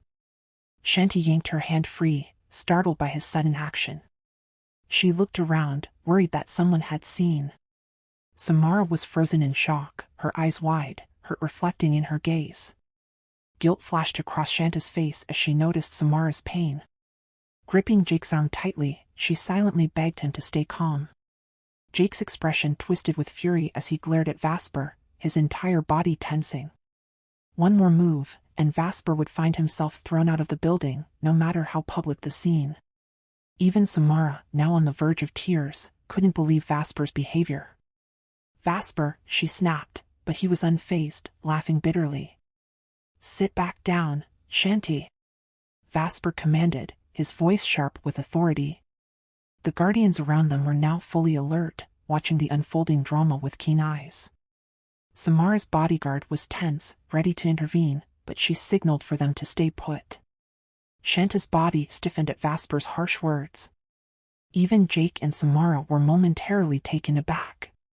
But Shanta's defiance flared again, and she tightened her grip on Jake's arm, her gaze locking fiercely with Vasper's. The tension between them reached a boiling point. Shanta stood firm, unyielding, as Jake and Samara watched Vasper with apprehension, unsure of his next move. This confrontation was far from over. Shanta's eyes were wide and trembling, a mix of fear and confusion swirling within them. She turned toward Samara, but Samara's gaze was fixed solely on Vasper. The hurt and fear in Samara's eyes betrayed her calm exterior, and Shanta could feel the panic rising in her chest. With a voice that trembled from both anger and fear, Shanta managed to speak. Vasper, your wife is pregnant. Don't give her stress. She tried to maintain her composure, but her voice wavered, her concern for Samara clear. Without a moment's hesitation, Vasper ripped off his sunglasses, revealing eyes that were raw with pain. His stare pierced through Shanty, the intensity so strong that it was impossible to look away. He didn't blink, his gaze burning with unspoken hurt, the emotions spilling over despite his efforts to contain them. Shanti, feeling overwhelmed, could take no more. She turned abruptly, tugging Jake along with her, desperate to escape the growing tension. Sensing the imminent danger, the 6 guardians immediately closed in around them. Vasper, however, was quick. He stood up in an instant, his voice ringing out, "Shanta Lorenzo." The sound of her name, spoken with such force, cut through the room like a sharp blade. Shanta's heart skipped a beat, and even the guardians tensed up. Their eyes darted around the room, bracing for the inevitable confrontation, knowing Vasper was a ticking time bomb. David, usually calm and composed, was on high alert.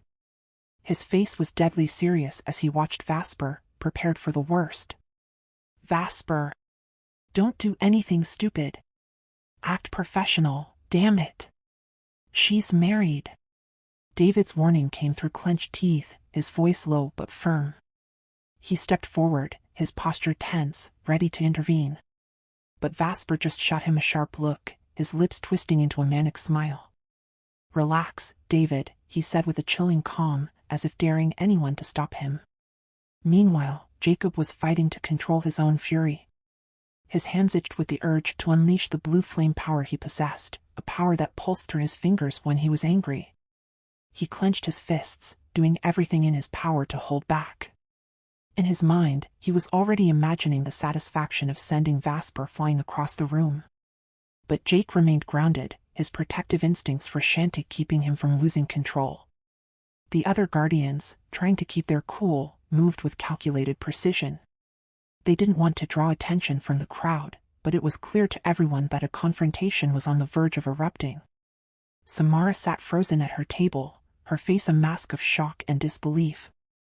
Her bodyguards were tense as well, their eyes bouncing between her and Vasper, unsure of what to do. Vasper, though, was unfazed by the tension. Even though he no longer had the powers he once possessed, he stood there fearlessly, clutching the flyers for the underground race in his hand. Every step he took toward Shanti felt like slow motion, as if the entire room was holding its breath. David stepped in again, his hand gently but firmly pressing on Vasper's chest, blocking him from getting closer. "Stop," David warned, his eyes hard. Jake tightened his grip around Shanta's waist, pulling her closer. Shanta's face twisted in anger as she glared at Vasper. "Mr. Mondragon, can you not cause a scene here?" she hissed, her voice low but venomous. Vasper ignored the rising tension and extended the flyers toward her. "Give this to Jake," he demanded, his voice cold and commanding. The guardians exchanged confused glances, unsure of what this confrontation was truly about. Curious eyes from around the room began to settle on the unfolding drama, the atmosphere thick with anticipation. Jake, determined to avoid further escalation, took the flyer from Vasper without a word, his eyes never leaving Vasper's. He grabbed Shanta's hand, squeezing it tightly as he turned to leave. The 6 guardians followed close behind, their protective stance never faltering. Together, they walked straight into the conference room, leaving the chaos behind. As the doors closed behind them, Vasper stood in the middle of the room, his jaw clenched, his hands trembling with frustration. Samara approached him, her face flushed with anger. "You're impossible. All you've done is embarrass yourself," she snapped, turning her back on him in disgust. She stormed back into the conference room, leaving Vasper alone in the hall. Laika was already inside, fully aware of the scene that had just unfolded. Inside the room, Shanta sat beside Jake, her hands trembling slightly. Jake wrapped his arms around her from behind, his presence soothing her frayed nerves. She gripped his arm tightly, finding strength in his embrace. Jake, silent but watchful, gently squeezed her hand in return, letting her know he was there for her. Across the room, Vasper sat back in his seat, slipping his sunglasses back on to mask the turmoil raging inside him. He could feel the weight of the guardians' eyes on him, their anger barely contained. But he remained still, his face an unreadable mask of defiance. The meeting resumed, focusing on the new vineyard machinery and upcoming projects, but the tension in the air was undeniable. No one spoke of the confrontation, but it lingered heavily over the room like a dark cloud. After the meeting ended, David stood up and announced, "For those interested, we will be showing the wedding video of Shanti and Jake. Feel free to stay and watch." Excited murmurs rippled through the crowd, and many of the investors eagerly stayed behind. But Vasper's face twisted in discomfort. The last thing he wanted to see was a video of the wedding that should have been his.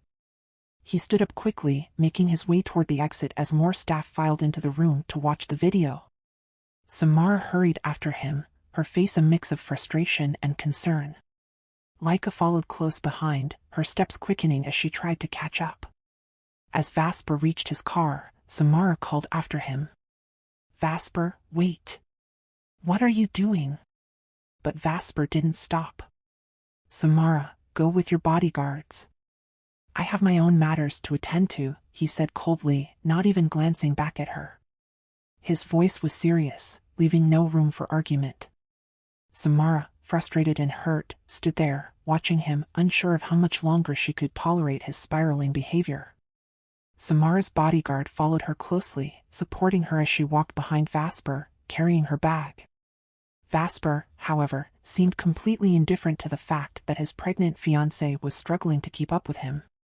Samara's frustration was evident, but she kept her emotions in check. Meanwhile, Laika, looking serious, approached her own car. "Samara. See you tomorrow," Laika shouted with a smile before getting into her car. Samara nodded in response, her face tight with suppressed emotion. As Samara watched Vasper enter his car and slam the door shut, a wave of pain washed over her. The cold treatment from Vasper stung deeply, and she had to fight back the urge to cry. She also felt the burning desire to kick his car in a fit of anger, but she restrained herself, knowing they were in public. Her bodyguards stood by, waiting patiently as one of them opened the door to her car.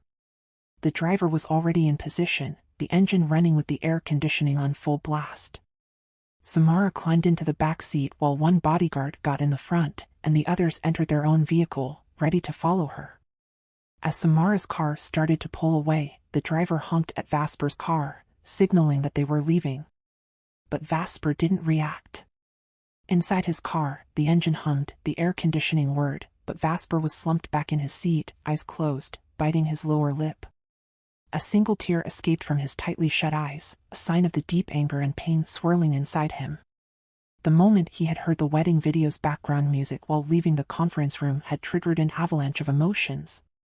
If only he still had his powers, he thought, he would have taken Shanti away to their secluded beach island, far from everyone. He wanted to be alone with her, to show her the depths of his pain. His hand itched to punch the steering wheel, but he forced himself to stay calm. Was there really no hope left for him and Shanti? Should he finally give up? She was married to Jake now, what more could he do? But his heart refused to let go. He couldn't bear the thought of losing her forever. At that moment, Louis quietly exited the conference room and made his way to the garage. His eyes stayed fixed on Vasper, alert and cautious. Louis, like the rest of the Guardians, knew how dangerous Vasper could be even without his powers. Back in the conference room, the mood was far lighter. The room buzzed with excitement as the wedding video played, with Jake and Shanti smiling warmly, watching the crowd's reactions. As the footage rolled, the applause grew louder, and the staff couldn't stop admiring the beauty of the ceremony. Shanti turned to David, thanking him once again for all the effort he had put into making their wedding so perfect. It was clear to everyone that David had been Jake's right hand throughout the entire process. The admiration in the eyes of the staff was unmistakable. "She's so gorgeous," one of them whispered, staring in awe at Shanti on the screen. The room was filled with adoration for both Shanti and Jake. Even the 5 remaining Guardians couldn't help but cheer when Jasmine and her siblings appeared in the video. Jasmine was the first recipient of the Vineyard Scholarship Program, and her success story had inspired many.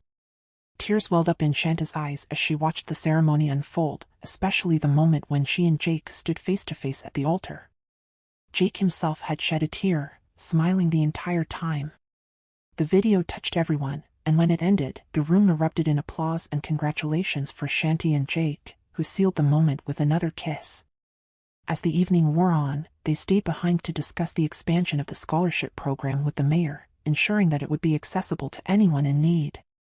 By the time they left the vineyard, darkness had already fallen. Shanty, Jake, and the Guardians climbed into their cars, ready to head home. Jake and Shanty were heading back to their mansion, with the Guardians closely following. As they drove down the exit road, Jake led the way, driving carefully, while Shanta leaned against his arm, exhausted but content.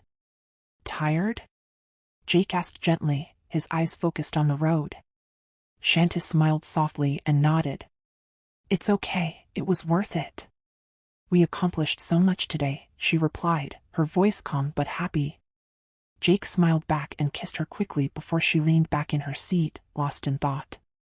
Her mind kept drifting back to Vasper's behavior earlier. She was relieved that he had left early, but a heavy feeling remained. "What are you thinking about?" Jake asked, still focused on driving. Shanta sighed. "I feel sorry for Samara. The more I think about it, the heavier my conscience feels," she admitted. Jake remained silent, listening intently.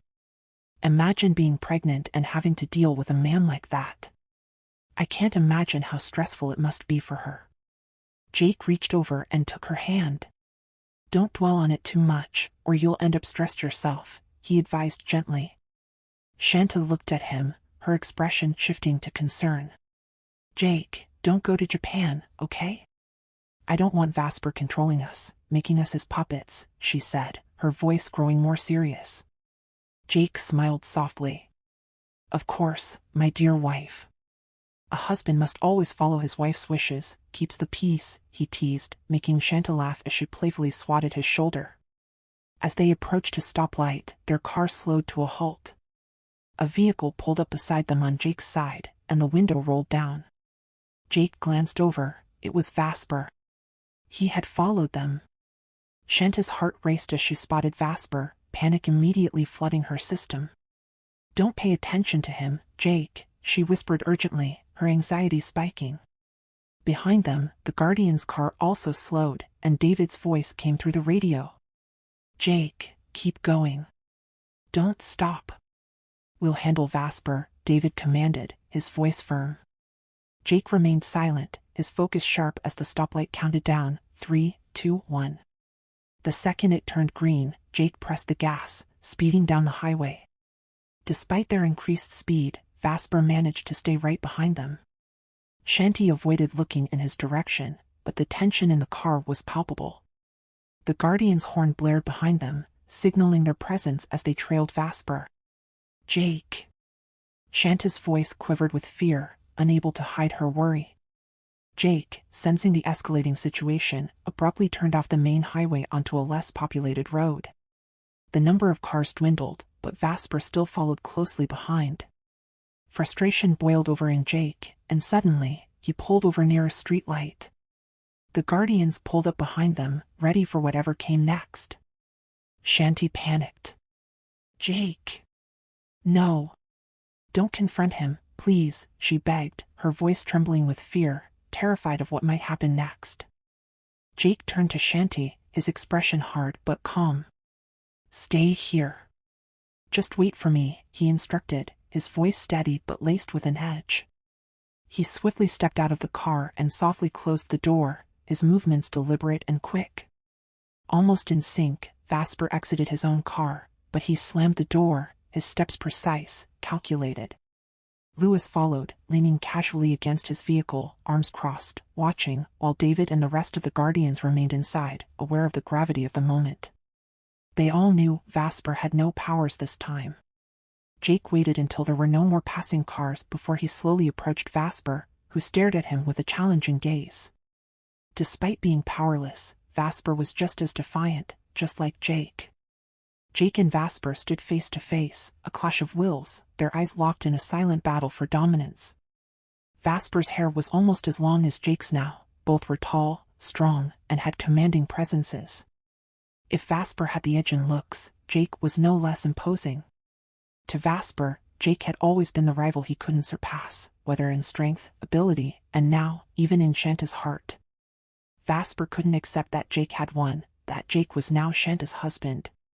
Meanwhile, Shanty, her heart heavy with worry, watched through the car window, fear creeping in. She didn't want things to escalate, didn't want either Jake or Vasper to get hurt. "Why is Vasper being so stubborn?" she muttered under her breath, her fingers trembling as she gripped the seat. Jake and Vasper stood like two titans, their postures rigid, their fists clenched with barely restrained fury. Louis leaned back, arms crossed, his eyes shifting between the two men. He was ready for anything, never underestimating Vasper, even without his powers. Vasper was well known in combat, it's how he earned his title as Alexander Mondragon's heir. The Guardians, still in their cars, watched intently, alert to Jake and Vasper's every move. "You're a fool, Vasper. What the hell do you want from me? Have you no shame?" Jake's voice was sharp, cutting through the air like a blade. He spoke through gritted teeth, barely able to contain his anger. "What more could you possibly want?" His voice was low and dangerous, like a lion on the verge of a roar. But Vasper, unfazed, felt his blood boil even more at Jake's words. Vasper's laugh broke the tense silence, a maniacal, unsettling laugh that grated on Jake's nerves. It was hollow and twisted. "You're so full of yourself, Jake," Vasper sneered, his grin deranged, as if teetering on the edge of madness. "But do you even realize your marriage is meaningless?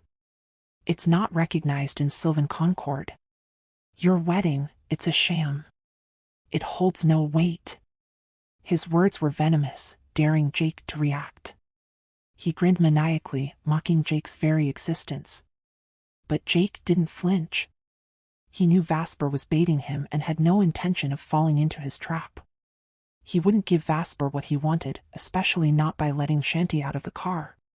He was certain Shanty would intervene if things got worse, and that's exactly what Vasper wanted. Jake's fists itched to hit Vasper, his whole body bristling with anger. His clenched hands ached for the release of a single punch. But his self-control was ironclad. And then Jake snapped. His fury ignited like wildfire. With a sudden, violent shove, he slammed Vasper in the chest, sending him stumbling back. Though Vasper wore the suspended necklace that nullified his powers, the sheer force of Jake's push sent him several feet backward. Shanty gasped inside the car, her pulse racing, torn between fear and disbelief. She wanted to get out of the car but was terrified of what might happen if she did. Louis merely observed, knowing Jake had the situation under control. Despite his lack of powers, Vasper quickly regained his footing, dusting off his clothes as if nothing had happened. His lips twisted into a wicked grin, laughter bubbling up from his throat, unhinged. "You want a real fight, Jake? How about we settle this in a race?" Vasper taunted, his challenge hanging heavy in the air. Jake's eyes blazed with cold, unyielding rage, his teeth grinding in frustration. "A race? For what, Vasper? To prove you're still the same arrogant bastard? Shanty and I are married.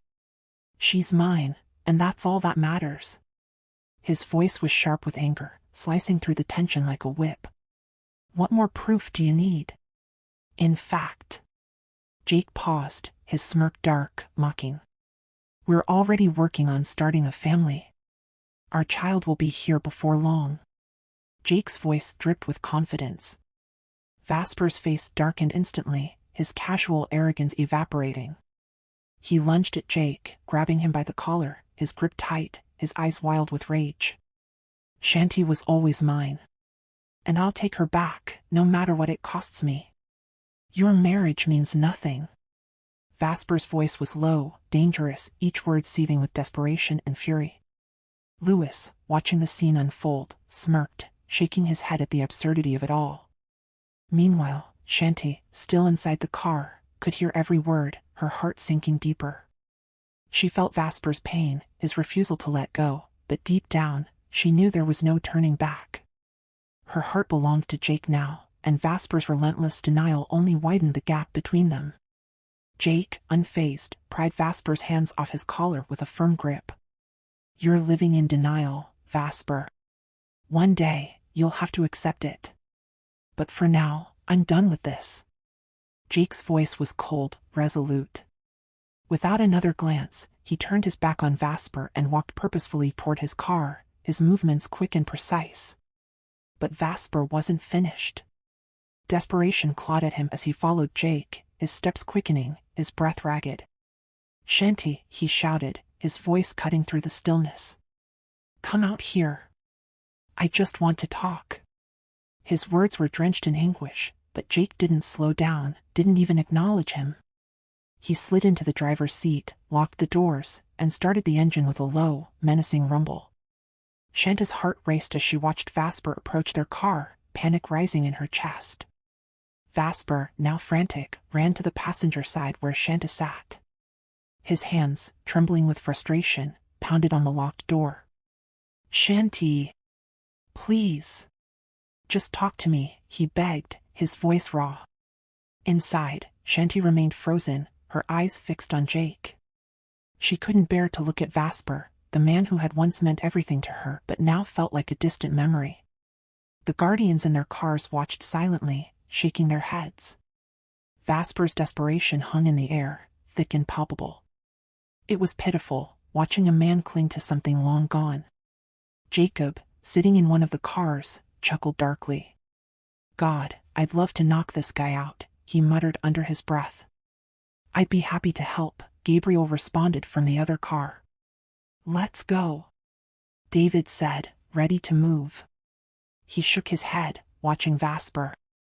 For Vasper, pride no longer mattered. He had swallowed it all for Shanty, leaving him with nothing but his miserable love and a life shared with Samara, a woman he didn't love, who was about to give birth. His life was like a dark palace, full of everything except the one thing he needed, light. Jake had stolen his light, Shanty. Jake's patience had worn thin. He slammed on the gas, the car lurching forward as they sped away, leaving Vasper standing in the dust, his hands clenched into tight fists. His face twisted with rage, his breath coming in short, furious bursts. The guardians followed closely behind Jake's car, their engines roaring in unison. Lewis, the last to leave, paused for a moment, glancing back at Vasper one final time. "Vasper!" Lewis shouted through the open window. "There are billions of women in this world. Find one of your own and marry her. Stop chasing after someone who's no longer yours. Besides, you're Vasper Mondragon. Let Shanty and Jake go. Move on," Lewis said before speeding off into the night. Vasper stood alone now, his heart pounding in his chest, his teeth grinding in frustration. He stormed back to his car, slamming the door so hard it shook the vehicle. Desperation overwhelmed him as he revved the engine, hoping, praying, that somehow he could catch up to Jake. But as he raced down the road, his heart sank. Jake's car was nowhere in sight. Vasper screamed in frustration. Meanwhile, Vasper roared into the parking area of his mansion, slamming his car into a space with barely contained fury. The tires screeched, and the car halted violently, its bumper nearly scraping the concrete wall. The sound reverberated throughout the area, alerting the servants who had already sensed their master's dark mood. They exchanged nervous glances, unsure of what to expect, but knowing all too well that Vasper was not to be trifled with today. For what felt like an eternity, Vasper remained inside the car, even though the engine had long died down. His hands clutched the steering wheel so tightly his knuckles whitened. His eyes, dark and burning, were fixed on the wall before him, as if his gaze alone could set it ablaze. Fury seethed within him, a cauldron of emotions threatening to overflow. The weight of the Verdant Envoy's message lay heavy around his neck like the suspended necklace they had placed on him, a stark reminder of his powerlessness.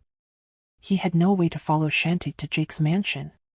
Time was slipping through his fingers like sand, and soon the Sylvan Concord would take Shanty to their sanctuary in the inner world.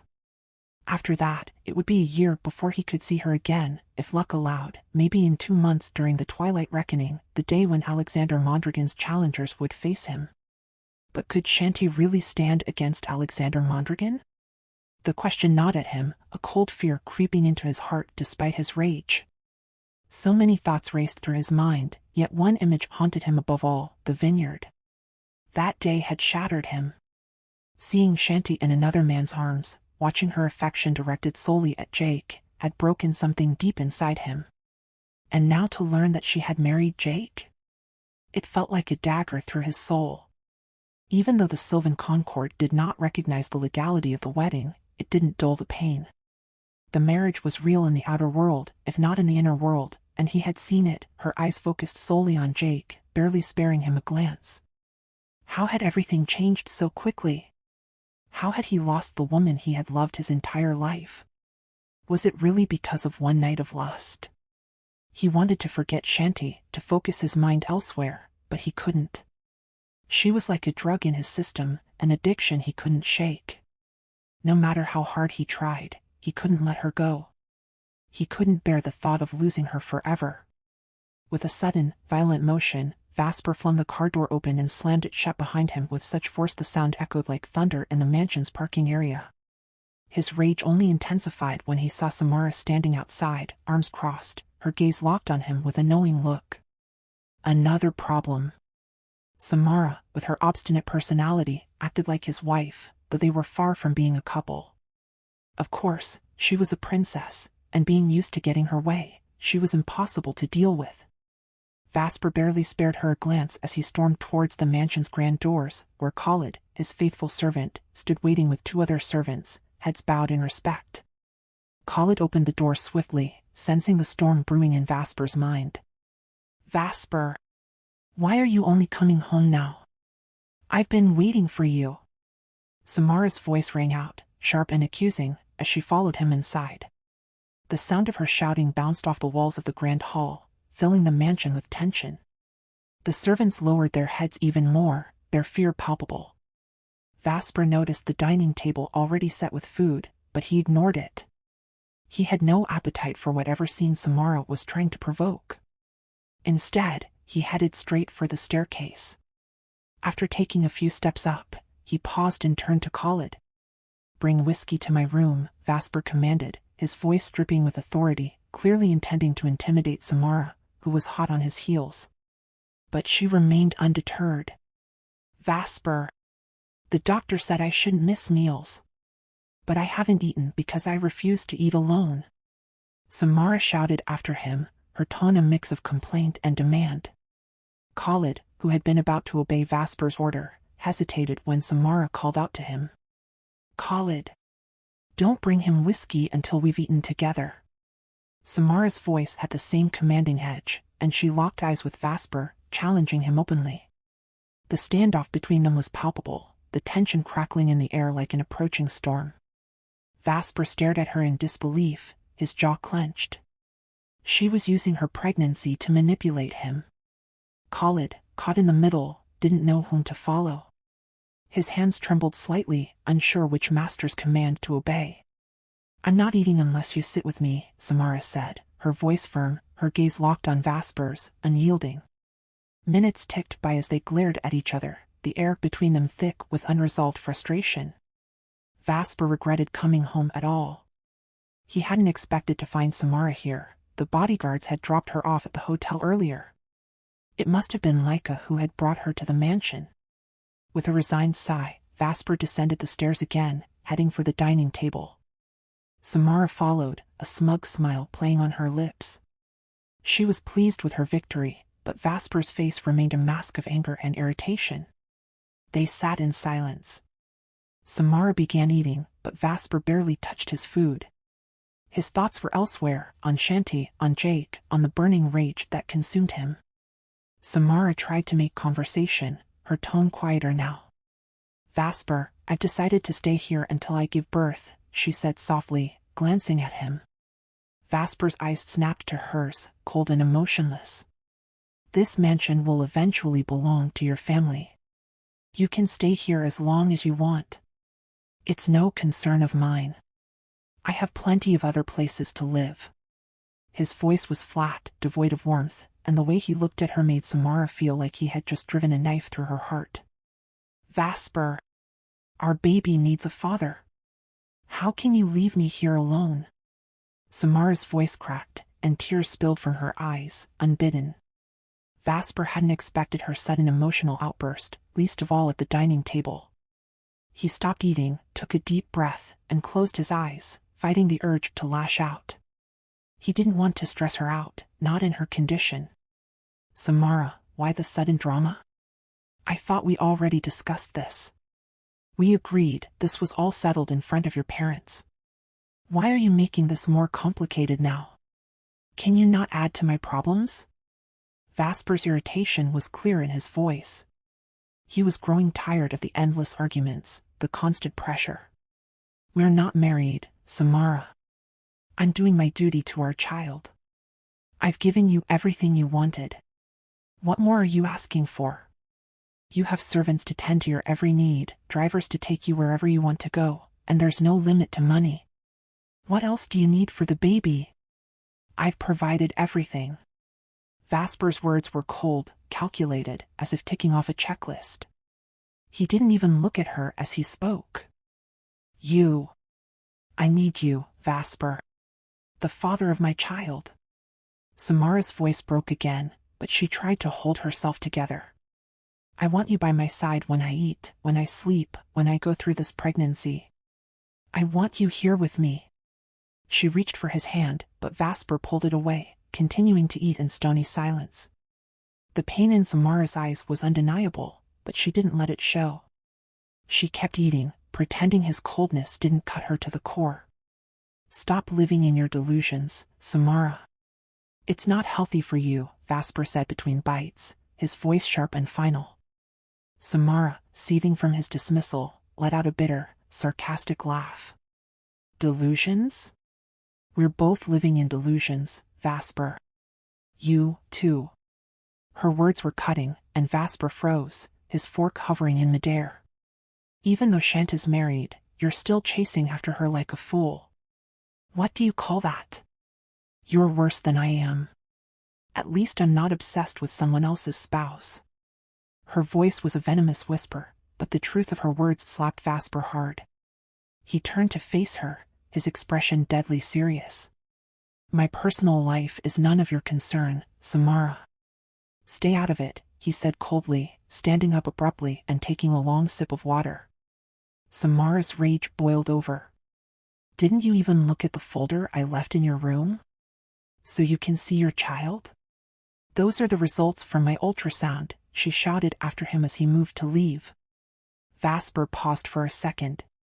I'll see it when the baby's born, he replied icily and walked away, his footsteps echoing loudly up the staircase. The slam of his bedroom door reverberated through the mansion, a final punctuation to their bitter exchange. Meanwhile, Samara cast a glance at Vasper as he stormed off, knowing full well that her words had struck a nerve. The slam of his door echoed through the mansion like a thunderclap, a testament to the force of his frustration. Yet, despite her sharp tongue, Samara couldn't stop the tears from welling up in her eyes. She had thought that once she became pregnant, she would finally reclaim Vasper's heart. But now, it felt as though the distance between them had only grown wider, colder, more unreachable. Even though Shanti had married another man, Vasper remained trapped in his obsession, unwilling to let go of the woman who no longer belonged to him. In a twisted way, Samara realized they were the same. She had been consumed by her love for Vasper, just as he was ensnared by his love for Shanti. But what had she done to deserve this fate? Was she now reaping the karma sown by her father? A man who had stolen her mother from her betrothed, taking her away on the very day of her wedding? And now, in some cruel repetition of history, was she paying for the sins of her parents? Her tears fell into the untouched food before her, robbing it of all taste. If she hadn't been strong, she thought, she would have long ago been broken by the way Vasper treated her. She had abandoned her duties as a princess, leaving behind a kingdom that needed her, all for a man who couldn't even look her in the eyes anymore. And still, despite the rage that burned within her, she loved him. She longed to feel his arms around her again, to taste his kiss, to be enveloped in his presence like she had been before. Samara sobbed at the table, staring at the food, memories of better times swirling in her mind. There was a time when every moment with Vasper had been a celebration of their love. Whenever he saw her, he would shower her with kisses, embrace her with warmth, and praise her beauty. But now, no matter how much effort she put into maintaining her appearance, it was all in vain. Others still praised her beauty, even now when she was pregnant. No matter where she went, people admired her, but Vasper? He made her feel invisible, diminished, as though she was nothing. The servants watched anxiously, helpless as Samara cried, feeling pity for her but unable to do anything except continue their duties. Upstairs, Khalid quietly ascended the staircase, carrying the whiskey Vasper had demanded. He knew all too well what awaited him behind those doors, a night of heavy drinking and brooding in silence. Samara's tears eventually slowed. She gently caressed her baby bump, whispering softly, "My child, forgive your daddy, forgive him, my love. But don't worry, Mommy will make sure we bring him back to us, okay?" She spoke tenderly to her unborn child, her voice trembling as she bent over the table, her gaze fixed on her belly. She felt a deep sense of sorrow, not just for herself, but for the innocent life growing inside her, caught in the crossfire of her and Vasper's broken relationship. Yet even in her despair, Samara refused to consider defeat. "Samara, remember who you are," she whispered fiercely to herself, summoning the strength she needed. "You are Princess Samara al-Zahira. You are strong, and no man, will bring you down. Not even Vasper Mondragon." But despite the defiance in her words, more tears slipped down her cheeks. Slowly, Samara stood up, drinking some water as she collected herself. She walked slowly toward the stairs, the servants looking at her with sympathetic eyes as they began clearing the table. She made her way to Vasper's door and tried the knob, but it was locked. Without a word, she turned and retreated to her own room, right next to his. Once inside, Samara collapsed onto her bed, feeling the weight of the day pressing heavily on her. Exhaustion seeped into her bones, and her body felt as though it was carrying the burdens of the world. Meanwhile, Jake and Shanta lay on the bed, tightly wrapped in each other's arms, both of them completely naked. Shanti rested her head on Jake's arm, gazing into his face with deep emotion in her eyes. Jake held her close, the two of them having just finished their third intense peak of pleasure. Jake traced Shanta's lips with his fingers. "I will miss this terribly when you're in the inner world," Jake said softly, his voice heavy with sorrow. His eyes were filled with grief, and Shanta mirrored that sadness. Both were pained, feeling the growing emptiness between them as the day of Shanta's departure for the inner world drew near. "Don't worry," Jake promised, his tone trying to reassure her. "When you come back in a year for your vacation, your mansion will be finished. I'll take care of everything." Shanta nodded in response, though worry was etched in her expression. "Is it dangerous there?" Shanti asked, her curiosity piqued. "It's very different from here. Over there, the sunlight isn't harsh on the skin. You'll see plants, trees, and fruits that are extraordinary. And there are many elves. You won't see many humans, if there are any, they're half-breeds, like us." "Like Vasper," Jake explained. At the mention of Vasper's name, Shanti flinched. Jake studied her face, reading the emotions that flickered across her features. "Don't worry, we'll see each other again in 2 months at the Twilight Reckoning," Jake added, sensing her unease. Shanti felt a shiver run through her at the thought of the event. She doubted if she was ready to face Alexander Mondragon. "Jake, if Alexander Mondragon is defeated, will we finally have peace? Will we be free to live our lives without fear?" she asked, her voice soft, hopeful. Jake nodded and pulled her tighter against him. "When that time comes, you'll be mine completely," he whispered, his words full of promise, while his hand squeezed her sensitive flesh gently. Despite the tenderness, Shanta let out a gasp from the sensation. They both laughed, their lips meeting again in a fiery kiss. "I'll savor that day," Jake murmured against her lips, sending a wave of heat through Shanta's body. "Remember, it's my first time," Shanti teased. "It will hurt," she said with a mischievous smile, and Jake chuckled, looking into her eyes. "Don't worry, I know the best position where you won't feel the pain as much. You'll even beg for it not to stop," Jake replied, drawing out each word slowly, his tone dripping with seduction. Huh?" Shanti could barely reply, her mouth slightly parted, mesmerized by Jake's teasing. Jake locked eyes with her, his gaze full of admiration as he watched her become intoxicated by him. But in the end, it was Jake who couldn't resist. He captured her lips fervently, and Shanti returned the kiss with equal intensity. It was as if they hadn't seen each other for a long time, their passion growing more aggressive, fueled by the heat of their earlier conversation. Jake's kisses and caresses were relentless, exploring every inch of Shanta's body with unyielding desire. Shanta's moans echoed through the room, but luckily, the walls were soundproof. None of the elven servants outside, not even Lorena downstairs watching television, could hear them. The bed creaked under their combined weight, loud enough to be heard despite its size, as the two bodies moved in wild abandon. The sounds of their voices mixed with the creaking bed, creating a symphony of passion. Minutes passed as they reached their peaks again, calling out each other's names in the heat of the moment. Both were left breathless, their bodies glistening with sweat despite the cold air from the air conditioner. Jake panted heavily, his skin slick with perspiration, while Shanti closed her eyes in exhaustion, her heartbeat thundering in her chest, her arms limp above her head. Jake rested his head against Shanta's neck, still catching his breath. "I'm sorry, was I too rough? Did I hurt you?" he asked, his voice full of concern as he worried that his intensity had caused her pain. Shanta smiled softly, looking up at him. "A little," she admitted. Guilt flashed across Jake's face. He immediately lowered his head, parting her thighs to inspect her sensitive flesh, searching for any sign of harm.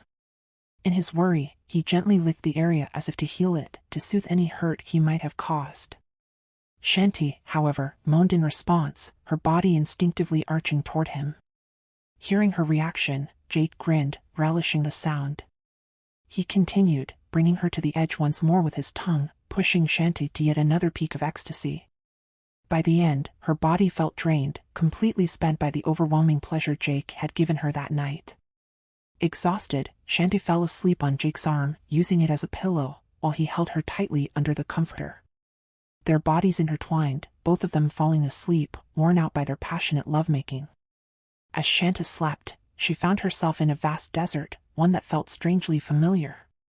She had seen this place before, though she couldn't remember where. Wait, yes. In her dream. Suddenly, she became alert, noticing a figure standing ahead of her. She looked at her palm, and the sword of destiny appeared in her hand. Shanti tensed as the figure moved closer. As he neared, she recognized him. It was Jake. Overwhelmed with joy, she ran toward him, and they both moved toward each other like magnets, their bodies colliding in a tight embrace and fervent kisses. "I miss you so much," Jake said between their passionate kisses. "I miss you too, Jake," Shanti responded, their kiss never ending, their embrace full of longing and love. "I love you, my love," Jake whispered against her lips. "I love you too, my love," Shanti replied, her voice full of devotion as she held onto Jake's neck tightly. The sword of destiny vanished from her hand. But just as their kiss ended, Jake's body tensed. Shanta looked at him in shock. Blood was trickling from his mouth. "Jake," she screamed, but Jake could only stare into her eyes as a glowing arrow pierced through his left chest. "No," Shanti cried, tears spilling from her eyes as she clung to Jake. In her arms, she saw Alexander Mondragon standing not far away, holding the bow that had launched the fatal shot into Jake's back, the arrow having passed through his chest. Alexander's eyes gleamed red, a wicked grin spreading across his face as he let out a maniacal laugh. Jake's body slumped lifelessly in Shanta's arms. Overcome with grief, Shanta screamed, her sobs filled with agony as she cradled Jake's lifeless body on the ground. The glowing arrow had vanished, but Jake was gone. Alexander circled her like a predator, watching her closely. "If I cannot have you in this lifetime, it's better for you to disappear so no one else can," Alexander declared, his voice booming like thunder, reverberating in Shanta's ears. She saw Alexander aiming the bow at her next. Shanta's rage surged. She stood up, facing him head-on, their eyes locked in a deadly stare, teeth clenched. Alexander's hair blew wildly in the wind. Shanta looked at her hand, and the sword of destiny appeared once more. She swung it through the air, aiming at Alexander, forcing him to step back as though struck by an invisible force. When Shanta looked back at Jake's body, he had vanished like a wisp of smoke. Tears welled up in Shanta's eyes. She turned back toward Alexander, her focus singular, her aim was to pierce his chest. She saw Alexander draw his bow, moving with lightning speed, but Shanti was ready. As soon as he released the arrow, it shot straight toward her, but Shanti raised her sword, deflecting it while charging toward Alexander with the speed of a thunderbolt. His arrows kept coming, yet each time, Shanti blocked them with her blade. The sound of each collision between Alexander's arrows and her sword echoed like thunderclaps in the air. Finally, she reached Alexander, but just as she swung her sword, he vanished. Shanta's senses heightened, and she instantly knew something was wrong. Alexander reappeared behind her, wrapping his arms around her in a vice-like grip. Before she could react, he spun her around and captured her lips in a kiss, one that was demanding, consuming, literally stealing the breath from her lungs. She couldn't move, couldn't breathe, and soon she felt the warmth of her own blood trickling from her mouth. Alexander had bitten into her lips, drinking her blood. Panic surged through her. "Move, Shanti!" She screamed at herself. "Move!" Vasper's voice echoed in her ears, shouting like thunder, urging her to fight. Her eyes blazed with determination as Alexander continued to devour her in a ravenous kiss. Her hand moved, reaching upward toward Alexander's left chest. At her mental command, the sword of destiny appeared. Without hesitation, it plunged through his chest, piercing straight through his back. The kiss stopped. Alexander's grip loosened as he looked into Shanta's eyes, his own glowing with shock. Blood dripped from his lips, her blood. Shanta stood motionless, watching as Alexander's body began to falter. His eyes, still wide, met hers, and he stumbled backward, his body collapsing to the ground. The man who had killed her beloved Jake was now dying before her. Tears fell once more as she thought of Jake. Slowly, Alexander's body disintegrated. His flesh crumbled like sand, disintegrating into dust until there was nothing left but ash. Alexander Mondragon was gone. Suddenly, Shanta's surroundings changed. Everything around her sped forward, like time rushing ahead. The desert disappeared, replaced by an opulent room filled with golden walls, a golden bed at the center. She found herself standing by the bed, her clothes replaced by a golden silk bathrobe. Confused, she looked around, taking in the luxurious surroundings. Then, she saw Vasper, grinning as he approached her. Their bodies were drawn to each other like magnets, and they collided in an embrace. Their lips met in an aggressive, fervent kiss, full of hunger. They fell onto the bed, their movements feverish, until both were completely naked. Vasper positioned himself on top of her.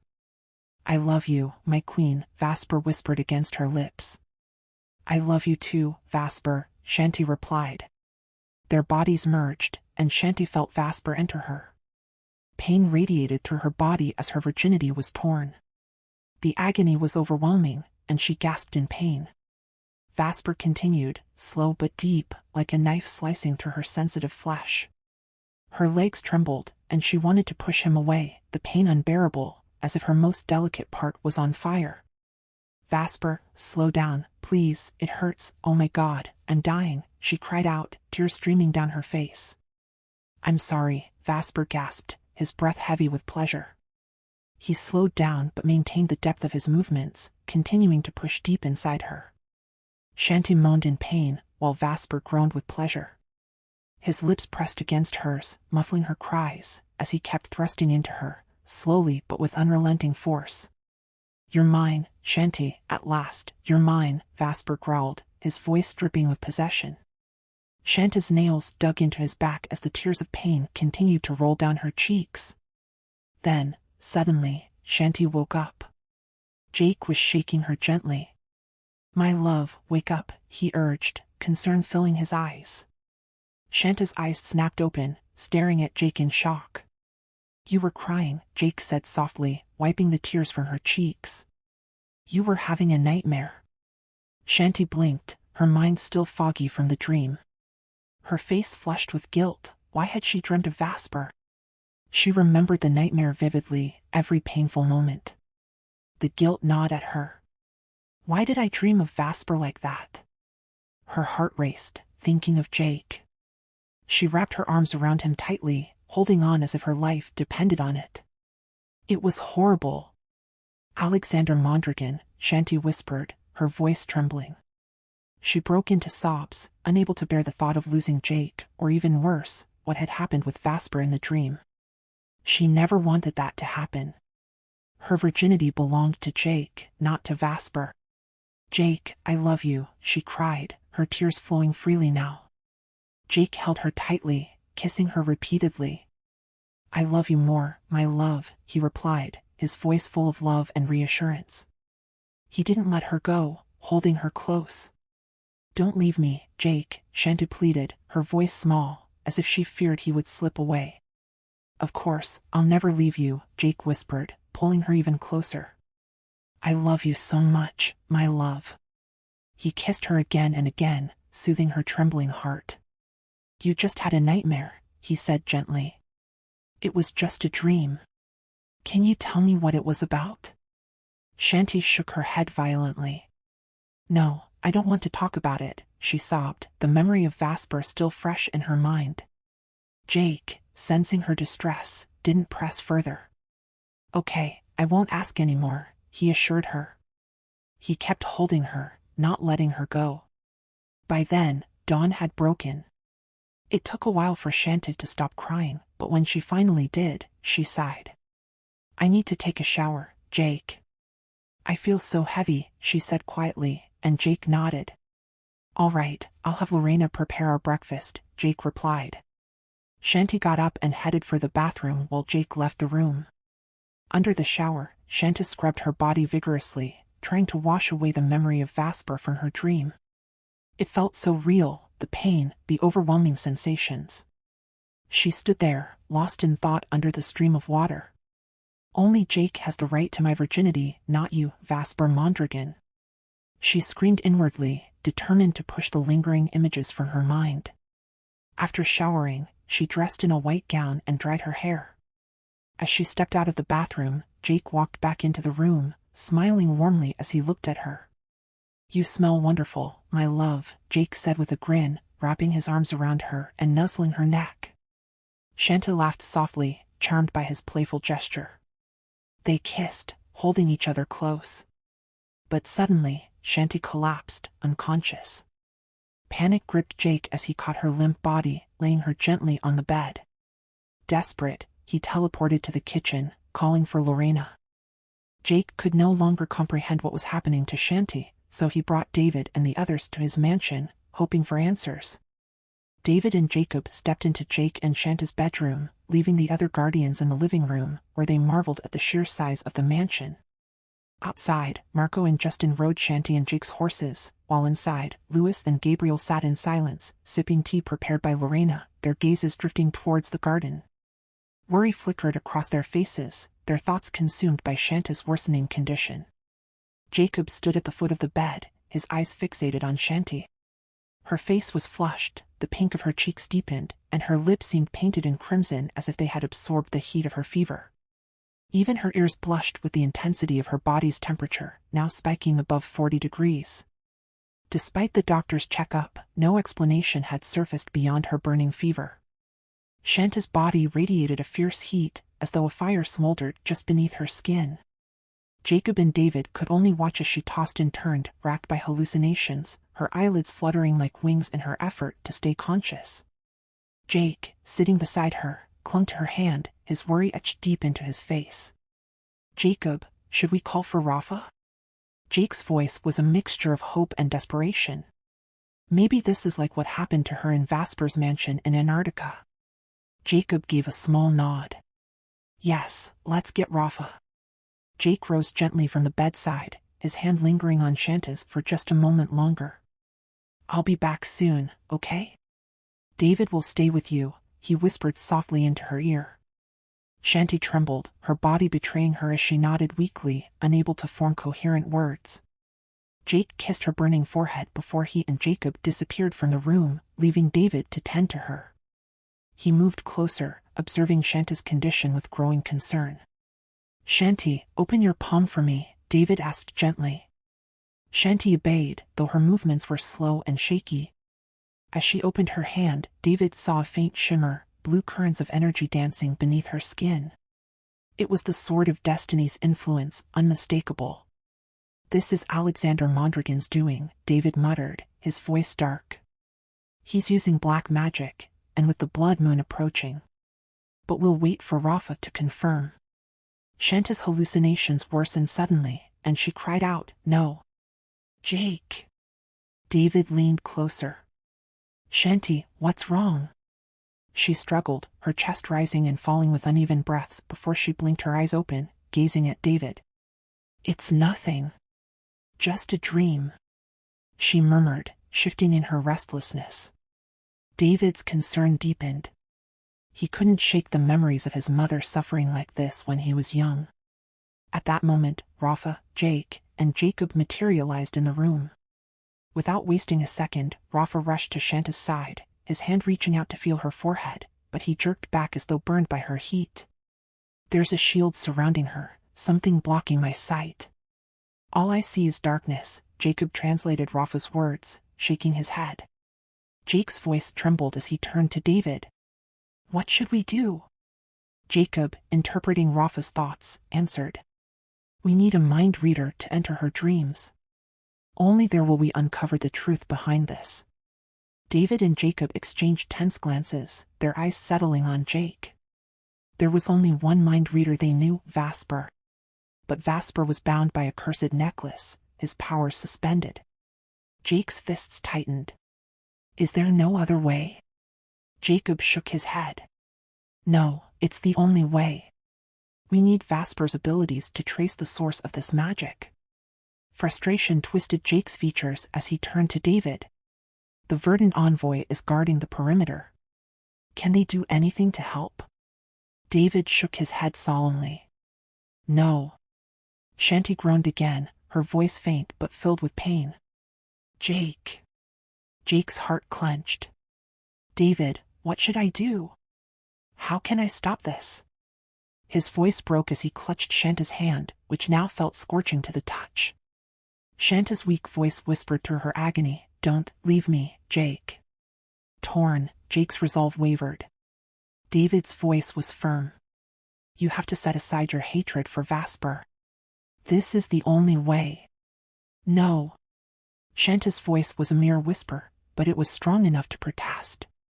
Not Vasper. I don't like him. The room grew tense as everyone exchanged glances. David met Shanta's eyes. Shanti, Rafa can't see past the shield because Alexander Mondragon is using black magic. Vasper is the only mind reader who can uncover what's happening to you. Jake's jealousy flared, even with Vasper absent. Does that mean, through a kiss? His voice was tight with jealousy. David and Jacob exchanged a look. Jake, is your jealousy more important than Shanta's life? David's voice was sharp. We can't let her suffer while you hold on to this. Shanta's hand weakly gripped Jake's arm. Jake, please. I'll be okay. I'll get better. Jacob quietly conferred with Rafa, then spoke to Jake. If this continues until tomorrow, her body won't be able to take it. She's only half human, not like us. Jake's face twisted in anguish. David checked her temperature again. It had risen to a terrifying degree. Jake's knuckles whitened as he clenched his fists. Jake, you need to put aside your personal conflict. Our priority is saving Shanti. There's no other way. The Sword of Destiny's defense mechanism is overheating her body, and it will continue until she can't take it anymore. You have to decide now. Jacob's voice was firm. Jake was caught between his jealousy and his love for Shanti. Finally, with a heavy sigh, he conceded. Just this once. I can't lose you, Shanti. His eyes filled with tears as he kissed her burning lips. We'll be back soon, okay? He whispered. Shanti wanted to respond, but instead, silent tears streamed down her face. Jake turned to David. Let's go. You explain everything to him. David nodded and placed a reassuring hand on Jake's shoulder. In an instant, they both vanished, leaving Jacob and Rafa behind. Jacob stood beside Shanti, his face softened with quiet determination. Stay strong, Shanti. This will pass. You'll be healed. Rafa murmured something to Jacob in the elven tongue, and Jacob nodded before turning to Shanti. Do you have a large mirror here? He asked softly. Shanti nodded weakly as Jacob moved quickly to the bathroom, searching for a removable mirror. After a few moments, he found one resting by the sink and brought it back to Rafa. Jacob turned to Shanti, his voice soft yet urgent. Shanti, do you have any all-black cloth around here? Shanti, her energy nearly depleted, lifted a trembling hand and pointed toward the door. In the kitchen, ask Lorena, she whispered, her voice barely audible. Without wasting any time, Jacob dashed out of the room. As soon as he left, Jake, David, and Vasper appeared in the room, materializing with a sense of urgency. Vasper's eyes widened with worry as he took in Shanta's condition, her flushed face and labored breathing. His voice was filled with concern as he asked, Shanti, when did this start? David understood Vasper's question, but Jake remained silent, struggling to maintain control over the storm of emotions threatening to break free. Vasper moved closer to Shanti, but she turned her tear-filled eyes towards him, her voice trembling as she whispered, I don't like him. Why him? Vasper's heart constricted at her words. He longed to comfort her, to hold her in his arms and reassure her, but he was painfully aware of the eyes on him, watching his every move. His desire to protect her had to remain hidden beneath a layer of professionalism. Just then, Jacob returned with the black cloth. Okay. Rafa, what do I need to do? Jacob asked, eager to act swiftly, his hands twitching with urgency. Before Rafa could answer, David stepped in, placing a firm hand on Vasper's shoulder. We need the envoy to remove your necklace temporarily, so you can use your power. Be professional, Vasper. Don't do anything stupid, David warned, his tone firm and unwavering. Jacob added with a stern expression, yes, be professional. His eyes locked with Vasper's, the weight of the situation clear between them. Vasper met their gazes seriously. Soon after, David summoned the Verdant envoy, who entered the room, prepared to supervise Vasper's mind-reading session. Rafa gave Jacob a nod, signaling him to position the mirror above Shanti, while David unfolded the black cloth. The plan was set: if any dark creature or malevolent presence appeared in the mirror's reflection, they would immediately cover it with the cloth. The air in the room grew tense as the Verdant envoy used their crystals to unlock the spellbinding necklace, removing the restriction on Vasper's powers. Jake, still at Shanta's side, held her hand tightly, as though his grip could somehow pull her back from the edge of her suffering. Vasper, now free of his restraints, stepped closer to her, his eyes lingering on her face, which burned with the unnatural heat coursing through her body. I'll take away what you're feeling, Shanti, Vasper murmured, his voice soft yet intent. Jake's eyes met his, a silent understanding passing between them, though it was laced with tension. Make it quick, Jake muttered under his breath, his voice thick with suppressed jealousy. Rafa placed a reassuring hand on Vasper's shoulder as Vasper leaned in toward Shanti.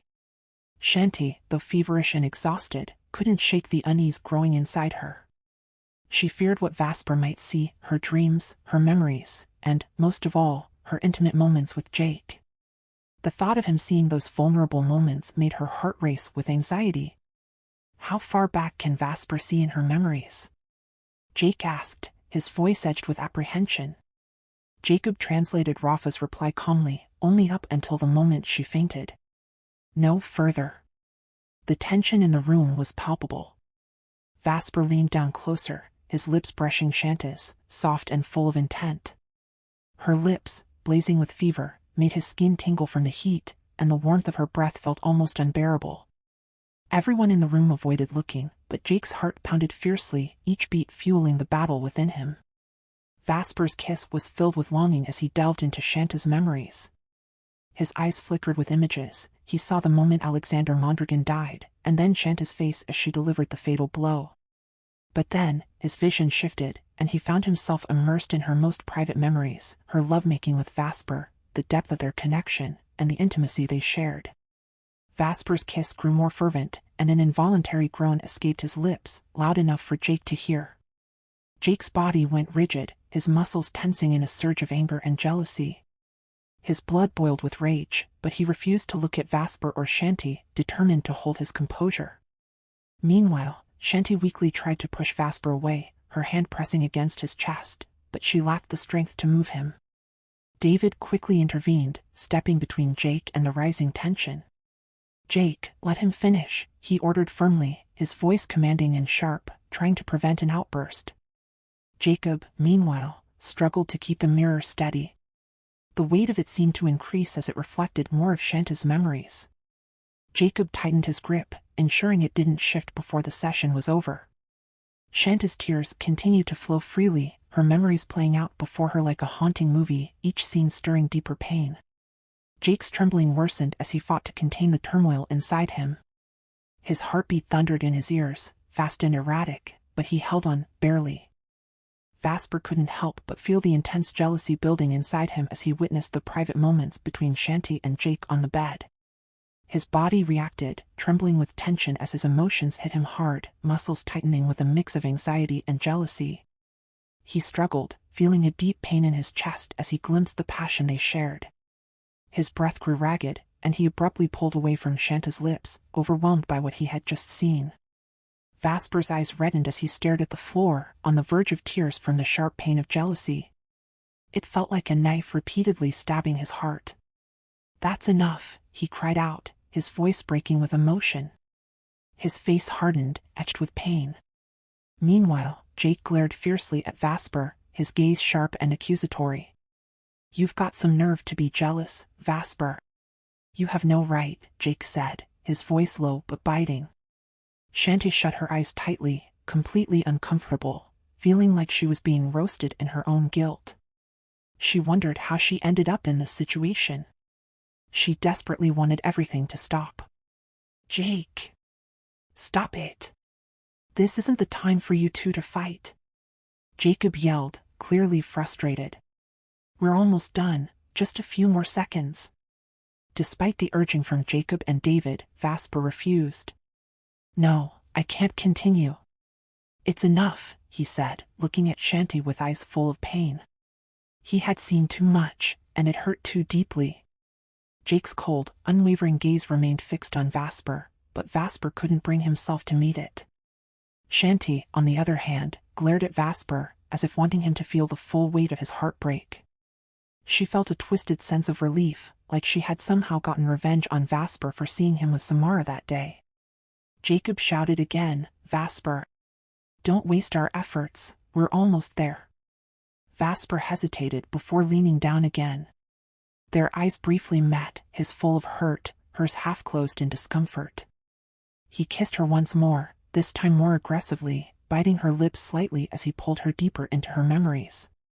He revisited her dreams, seeing her as she bathed and dressed, witnessing her internal thoughts, and hearing the message she told herself. He saw her dressed and kissing Jake before fainting, and he witnessed Jake's panic. Suddenly, the mirror above them came to life, reflecting something unnatural. "Enough!" Jacob yelled. Vasper pulled away from Shanti abruptly, and she gasped for air, her breathing heavy and labored. Both Vasper and Shanti were panting, trying to catch their breath. Jake immediately rushed to her side, grabbing her protectively and pushing Vasper away. Vasper stumbled, slamming into the closet wall. Everyone froze, shocked by Jake's sudden action. "My love," Jake whispered to Shanti, holding her close and kissing her forehead and cheek gently. Shanti closed her eyes, finding comfort in his embrace. Gradually, her skin's color returned, and her fever subsided. The cause of her sickness was now trapped inside the mirror. Meanwhile, Jacob and David quickly covered the mirror with the black cloth as it pulsed with an eerie energy, struggling to break free. Rafa and Jacob removed the mirror from the room, leaving Vasper, David, and the verdant envoy behind. The envoy restored Vasper's necklace, sealing away his abilities once more. Vasper stayed silent, his heart heavy, as he watched Shanti slowly return to normal. Her fever dissipated as Jake held her close, kissing her repeatedly. Shanti responded to Jake's kisses, deepening Vasper's pain. Their affection for each other seemed boundless, oblivious to everyone around them. Jake kissed her with an intensity as if he had missed her deeply, and in between kisses, he whispered softly, "Thank you so much, thank you." Shanti's eyes met his, sharing a moment of closeness and understanding. "We should go eat." "Lorena made your favorite," Jake said softly, smiling. Shanti nodded and clung to him, signaling that she wanted to be carried.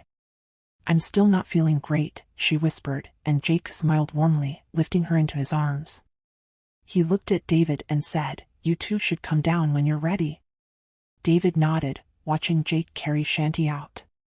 He then glanced at Vasper, who stood silently near the closet, avoiding any eye contact with either Shanty or Jake. As Jake and Shanty teleported to the kitchen, leaving Vasper and David behind, the atmosphere lightened slightly.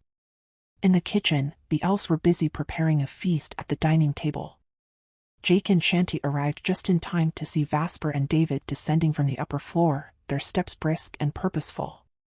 Vasper, however, was lost in thought, unable to stop replaying the memories he had seen in Shanta's dreams, the golden room, the intimate moments with Jake, and the complexity of Shanta's inner world. The feeling of loss gnawed at him, but he remained silent, watching Jake carry Shanty with care, completely focused on her. When Jake called everyone to the table for dinner, Vasper declined, his voice distant. "I've already eaten at home," he said before stepping outside the mansion. The guardians exchanged glances, sensing the tension. As Vasper walked out, he noticed the verdant envoys keeping watch. He wandered over to the large fire pit where Jacob and the others were preparing to burn the mirror. Vasper eventually made his way to the poolside, sitting on a bench and staring into the water, his thoughts spinning. The memories he had seen in Shanta's dreams haunted him, their intimacy, her feelings for Jake, the golden room. He closed his eyes, overwhelmed by the desire and jealousy burning inside him. He looked around Jake's mansion, Jake and Shanta's home as husband and wife. It pained him to acknowledge that he was standing in his rival's home. He believed Shanta should have been living in his mansion, not Jake's. But then, a small glimmer of hope emerged. If Shanta's memories were real, then he had been the one to take her virginity. If that were true, Vasper thought, I would be the happiest man in the world. But his hope soured quickly as he recalled Shanta's thoughts during the dream. She hadn't wanted to give herself to him, only to Jake. How could Jake have taken her if Alexander Mondragon had killed him? Vasper remembered the scene from her dream, where she saw Jake being struck by a lightning arrow. Could that have been real? Could Jake have truly died that day? A twisted sense of selfish joy welled up inside Vasper, hoping that Shanta's dream was a reality. Is it wrong to wish for her to come back to me? Vasper wondered, his thoughts swirling. He was willing to do anything, sacrifice everything, to have Shanty back. All his wealth and power meant nothing if he couldn't have the woman he loved. He glanced at the verdant envoys standing guard around Jake's property, like silent sentinels. They could sense the aura of beings, and perhaps they could detect the turmoil within him. They might have seen the dark aura of longing and confusion that surrounded him as his mind raced with a storm of conflicting emotions. Vasper's heart burned with desire and jealousy, unable to shake the thoughts of Shanty and Jake from his mind. After dinner, the guardians gathered in the garden. At the fire pit, the flames blazed high as Jacob and Rafa tended to the fire. The guardians surrounded the pit while Shanty clung to Jake, her body wrapped in his arms. Jacob held the mirror, still covered in a black cloth. With a deep breath, Jacob tossed the mirror into the roaring fire. As it caught, a faint, eerie shriek echoed from the flames, and the mirror began to crack from the heat. Suddenly, a bluish flame rose above the fire, similar to Jacob's blue flames. Rafa turned to Shanty, his gaze lingering on her before he whispered something to Jacob. After a brief exchange, Jacob turned to Shanty. Shanty, what you saw was not just a dream. It was a prophecy, a vision shown to you by the Sword of Destiny. The black magic was sent to retrieve information from your mind and report it back to Alexander Mondragon, Jacob explained gravely. Shanta's eyes widened in shock, her mind racing. The vision of Jake's death? And the scene with Vasper? No. That can't be true, she protested, shaking her head in denial. If there's any truth in the vision, it's Alexander's defeat. The rest can't be a prophecy. Tears welled up in her eyes as she looked desperately at Jake, her heart heavy with fear. Jake, confused by her reaction, tightened his hold on her, pulling her closer. From a distance, Vasper listened, his heart aching as he heard Shanta's words. The pain of knowing she didn't want them to be together pierced him deeply. His compassion for Jake warred with his own longing for Shanty. If Jake's life depended on it, would he step aside for them to reunite? His thoughts were a whirlwind of emotions. Jake embraced Shanty tightly, whispering into her ear. Why, Shanty? "What was your dream?" he asked, concern lacing his voice. But she only clung to him tighter, refusing to answer. "Send Vasper home, Jake," Shanta said, her voice trembling, but she refused to meet Vasper's gaze. The rejection hit Vasper hard. "All right," Jake replied, his voice steady. "David, will you come with us?" he asked, gesturing to Vasper. David approached Vasper, placing a hand on his shoulder. "Let's go, Vasper. It's over, and thank you for your help," David said kindly. Vasper cast one last glance at Shanti, hoping she'd look at him, but she stayed nestled in Jake's arms, facing the fire pit. With no reason to stay, though his heart screamed for it, Vasper resigned himself. Jake leaned in, murmuring something to Shanti before she walked inside the mansion without sparing Vasper another look. His heart felt like it was being torn apart as he watched her disappear. David observed Vasper quietly. "Vasper, let's go," he urged again. Jake placed a hand on David and Vasper's shoulders, and in a blink, they vanished. When Jake and David returned, Jake teleported the Guardians to David's mansion, including David himself. A moment later, Jake returned to his mansion. By then, Shanti had already made her way to the swimming pool. Immersed in the cool water, she felt her body relax, the chill soothing her skin. But her mind wandered, replaying Rafa's words over and over. Could the dream really be a prophecy? Was it more than just a nightmare? She only wanted one part of it to come true, Alexander's defeat. Shanti dove underwater, holding her breath until she surfaced with a gasp, wiping her face. When she opened her eyes, Jake was sitting at the pool's edge, shirtless, wearing only boxers, his signature grin spreading across his face as he watched her. She swam towards him, their eyes locking in an intense gaze as she drew closer. She was smiling, her sweetest smile, and Jake was utterly mesmerized. The water lapped at her waist as she reached the pool's edge, looking absolutely breathtaking in her red bikini. The way it hugged her body left nothing to the imagination, her perfect figure bathed in sunlight, making her skin glow like something divine. Jake was entranced by her beauty, feeling like the luckiest man alive just looking at her.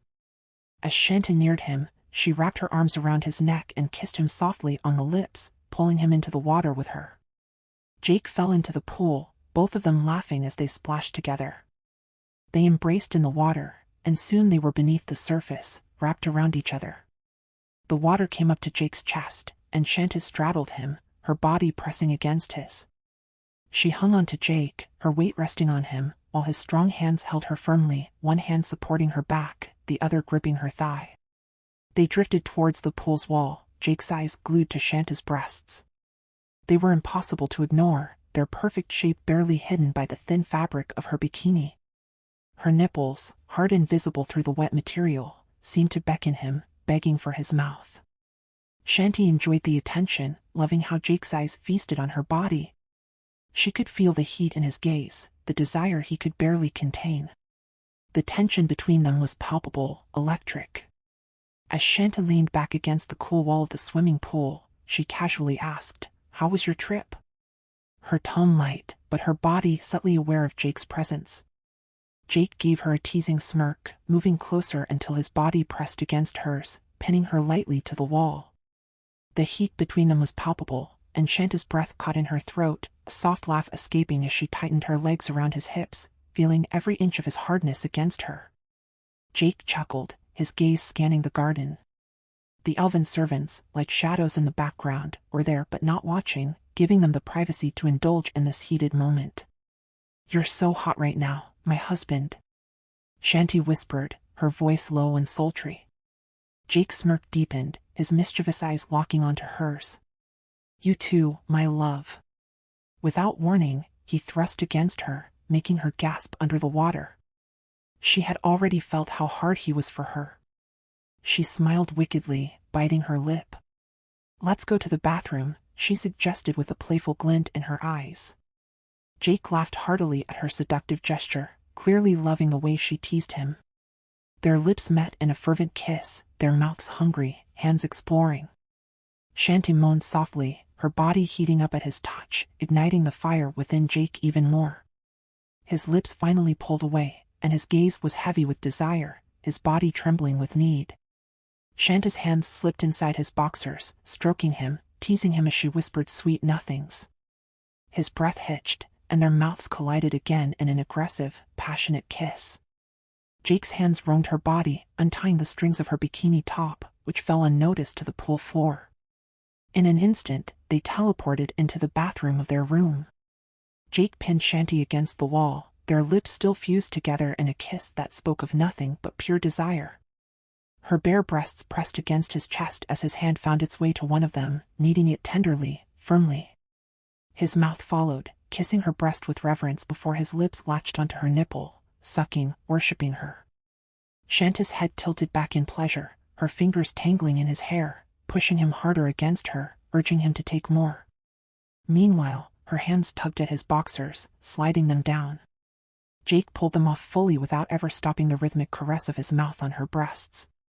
Shanta's moans filled the bathroom, echoing off the walls as his mouth moved from one breast to the other, never relenting, driving her wild.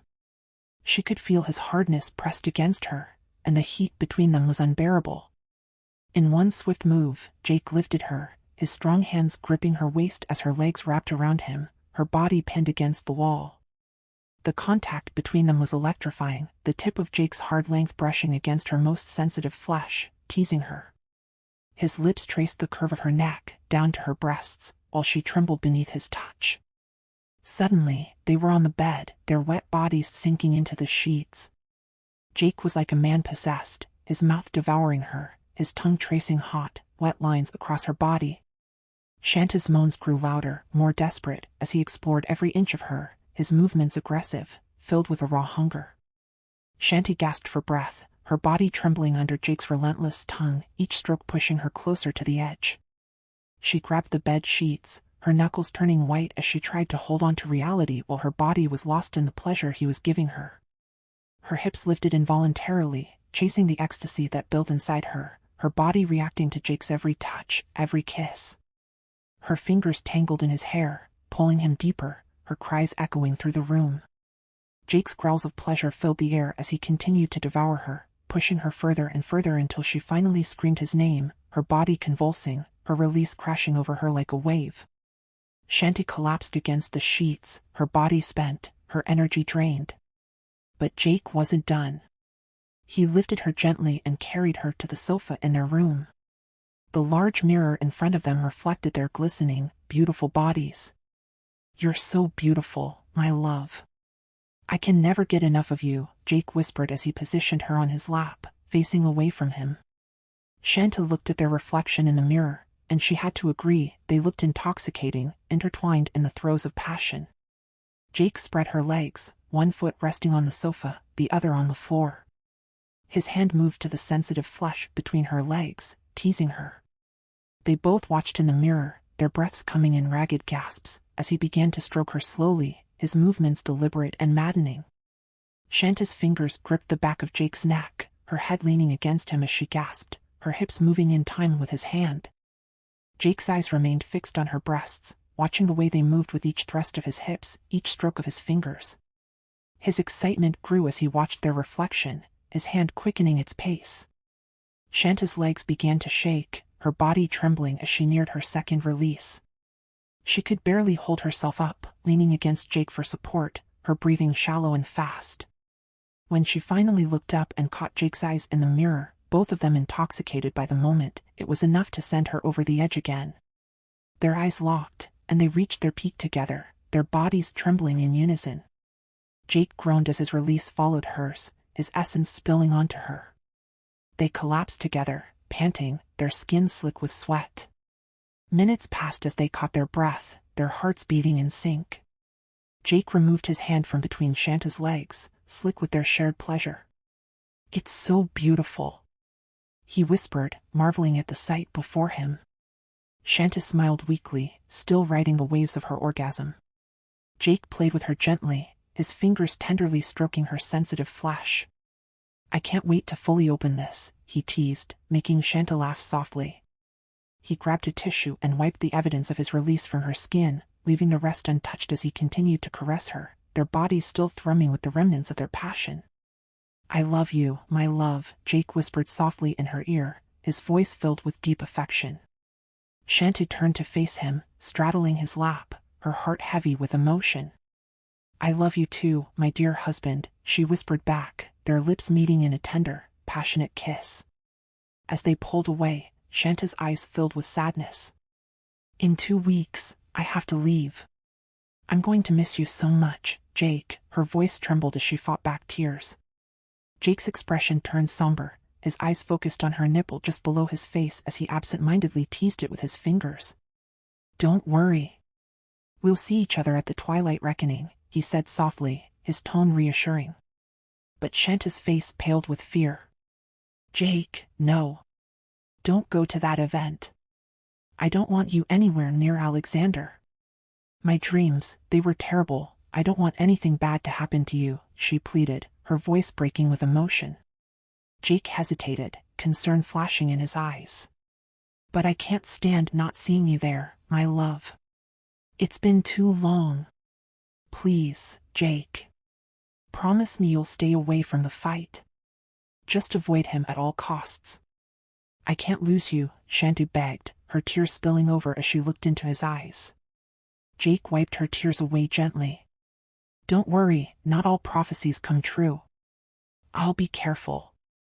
I won't leave you so easily. There's a line of people waiting to take you from me, he teased softly, trying to lighten the mood as he kissed her deeply, filled with love. I love you so much, Mrs. Valerian, he murmured against her lips, his tone dripping with affection.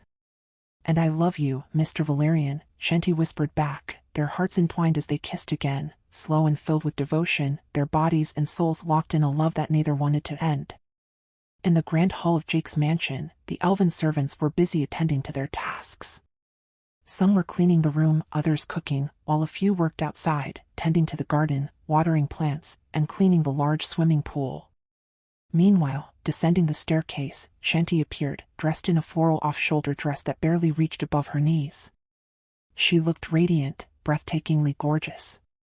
Wearing slip-on shoes, she glided down the stairs gracefully as one of the elves went up to clean their bedroom. Shanty headed directly to the kitchen, greeted with respectful bows from the elves, to which she responded with a warm smile. Upon entering the kitchen, she saw Lorena watching one of the elves cooking, and Lorena smiled at her. Miss Shanty, coffee? Lorena asked. Sir Jake is already in the office, early as usual. Shanty smiled in return. Has he had coffee yet? She asked. Lorena nodded. Yes, I brought him some earlier.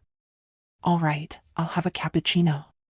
I'm heading to his office too, Shanty said as she turned to leave. Lorena began preparing her cappuccino. When Shanty arrived at Jake's office door, she knocked 3 times. Jake's voice called from inside, Come in, my love. A smile played on Shanta's lips. Jake knew it was her outside. As she stepped in, their eyes met, and Jake's gaze traveled from her head down to her toes, a mischievous smile tugging at his lips. He was dressed only in a tank top, the first time Shanty had seen him so casually dressed, and it made him even more attractive. His hair was tied in a man bun, and his tight leather pants only emphasized his physique. Both were mesmerized by each other's beauty, their allure magnetic. As if drawn together by an unseen force, they moved toward each other, kissing passionately. Jake wrapped his arms tightly around her. You're looking so hot today, huh? Shanty whispered against his lips, her voice barely more than a breath. Jake chuckled, his laugh echoing through the office. Good morning, my hot wife. You're as stunning as ever, Jake murmured before playfully biting Shanta's lower lip. He lifted her onto the table, positioning himself between her legs as he trailed kisses along her neck and down her thighs, worshipping both with fervent kisses. Just then, a knock on the door interrupted them. It was Lorena, calling out for Shanty. Shanty pushed Jake away, laughing as they both scrambled to straighten themselves. Jake bit his lower lip, watching her with a smirk as she tried to fix her tousled hair. I'll get it, Jake said with a grin, teleporting to the door before Shanty could stop him. He opened the door, smiling at Lorena, who handed him Shanty's coffee. Shanty, now leaning casually against Jake's desk as if nothing had happened, thanked Lorena with a smile.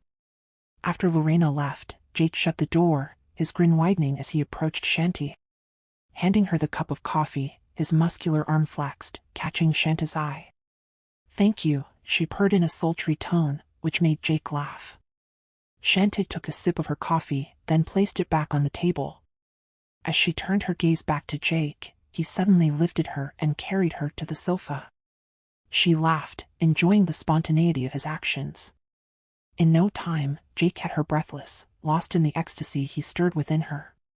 Shanta's dress had slipped down, exposing her breasts, which were still held in Jake's hands. Her dress had ridden up to her waist, leaving her gasping for air, utterly spent. Jake knelt between her legs, mesmerized by the sight of her, waiting for her breathing to return to normal. Their eyes met again, and Jake smiled tenderly, reaching for her lingerie. He slipped it back on her, the memory of having once stolen it, a mischievous act, now a sweet reality as she lay before him. Shanta lifted her hips, allowing Jake to dress her fully. He pulled her up by both hands, wrapping her in a tight embrace, kissing her passionately. "I love you so much, my love," Jake murmured against her lips. "I love you too, my dear husband," Shanti replied in a seductive voice, clinging to his neck. Jake gently fixed her dress as he lifted her once more. "I'm sorry, your coffee might be cold now," he teased. Shanta smiled as she took another sip. "Just fine," she said, satisfied. Jake watched her for a moment, then asked, "Do you mind if I work on some papers here?" "I'd like you to stay." "Of course," Shanti replied with a nod. "You'll need to be involved in these too, you know," Jake said with a grin. "Now that we're married, my businesses will need your signature as well. I hope you won't get too tired." Shanta smiled, amused at the thought. She hadn't fully realized until now how much of a businessman Jake was. "So, this is what you've been doing when you weren't at David's mansion?" she asked curiously. "Yes," Jake replied, his tone direct. As he began pulling out folders and signing documents, Jake placed a swivel chair next to him for Shanti. She started reading through the papers that required her signature, her eyes widening at the vastness of Jake's business empire, from real estate in various cities around the world to luxury cars and even pharmaceuticals. "Jake, you're filthy rich. How? You're only 25 years old, yet all this?" Shanti asked in disbelief. Jake laughed. "This is nothing compared to Vasper's wealth," he said casually. Shanta's mood darkened at the mention of Vasper's name. Ever since her dream, the mere thought of Vasper made her angry. She couldn't bear the idea of Vasper being the one to take her virginity instead of Jake. She refused to let that prophecy come true. She didn't respond to Jake's comment, instead continuing to sign the documents. Jake politely took the finished papers from her. "We don't have enough time in the 2 weeks left to go over all the businesses. We'll have to finish this after you return from Sylvan Concord," Jake said. Shanti frowned, curious. "Can't I return here right after defeating Alexander Mondragon? That would mean my mission is complete," she asked. Jake looked at her seriously. "You have to serve in Sylvan for 3 years to receive the same services and privileges for your own family in the future, just like your mother did. All of our parents, the parents of the Guardians, did the same," Jake explained. "You'll understand everything when you're fully there. Outer world is completely different." Shanti was silent for a moment. "But why can I only visit once a year? Why not every day?" she asked. Jake chuckled. "Those are strict rules. They want you to focus on your task and training at Sylvan." Shanti nodded. "All right, I'll learn everything there," she said as she resumed signing. "Jake, I can't believe you did all this," Shanti exclaimed. Jake laughed again. "Don't worry your pretty head. I'm older than you think. I just stopped aging at 25 years old. But I'm over 200 years old," Jake revealed. Shanta's eyes widened in shock. "What?" Her voice echoed through the office. "Yeah," Jake said, smiling. "And you, who knows when you'll stop aging? We all inherit our parents' genes." "Jake, you're more than 200 years old? How?" Shanti asked breathlessly, her eyes wide with disbelief, glimmering with curiosity. She leaned in closer, her voice hushed with wonder. Are you a vampire? Jake chuckled, his laughter deep and teasing, before pulling her into his lap, cradling her close. No. Silly, he said with a playful grin, tightening his embrace around her and placing a lingering kiss on her neck. Eventually, you'll learn about our lineage, Shanty, he murmured. Like David, and all the other half-breeds from the inner world. Jake's voice was smooth, reassuring. Everything will make sense when we get to the Sylvan Concord. It's like a school, you'll learn all about the creatures like us, who are far from ordinary. As he spoke, his hand caressed Shanta's thigh, his touch both tender and possessive, fingers tracing slow circles before giving a gentle squeeze. But Shanta's mind was distracted by the flood of new information. Do you have any relatives here, introduced by your parents? Jake asked, Shanta suddenly aware of her own background. Her father was human, but her mother, half-breed. Jake's eyes softened, understanding her unspoken fears. None, my love. Your parents didn't want to involve any relatives in their problems. But when we arrive at the Sylvan Concord, everything will be revealed to you, just like politics in the outside world, Jake explained, his voice steady. Shanty nodded, exhaling a sigh. All right then, let's finish what we came here to do.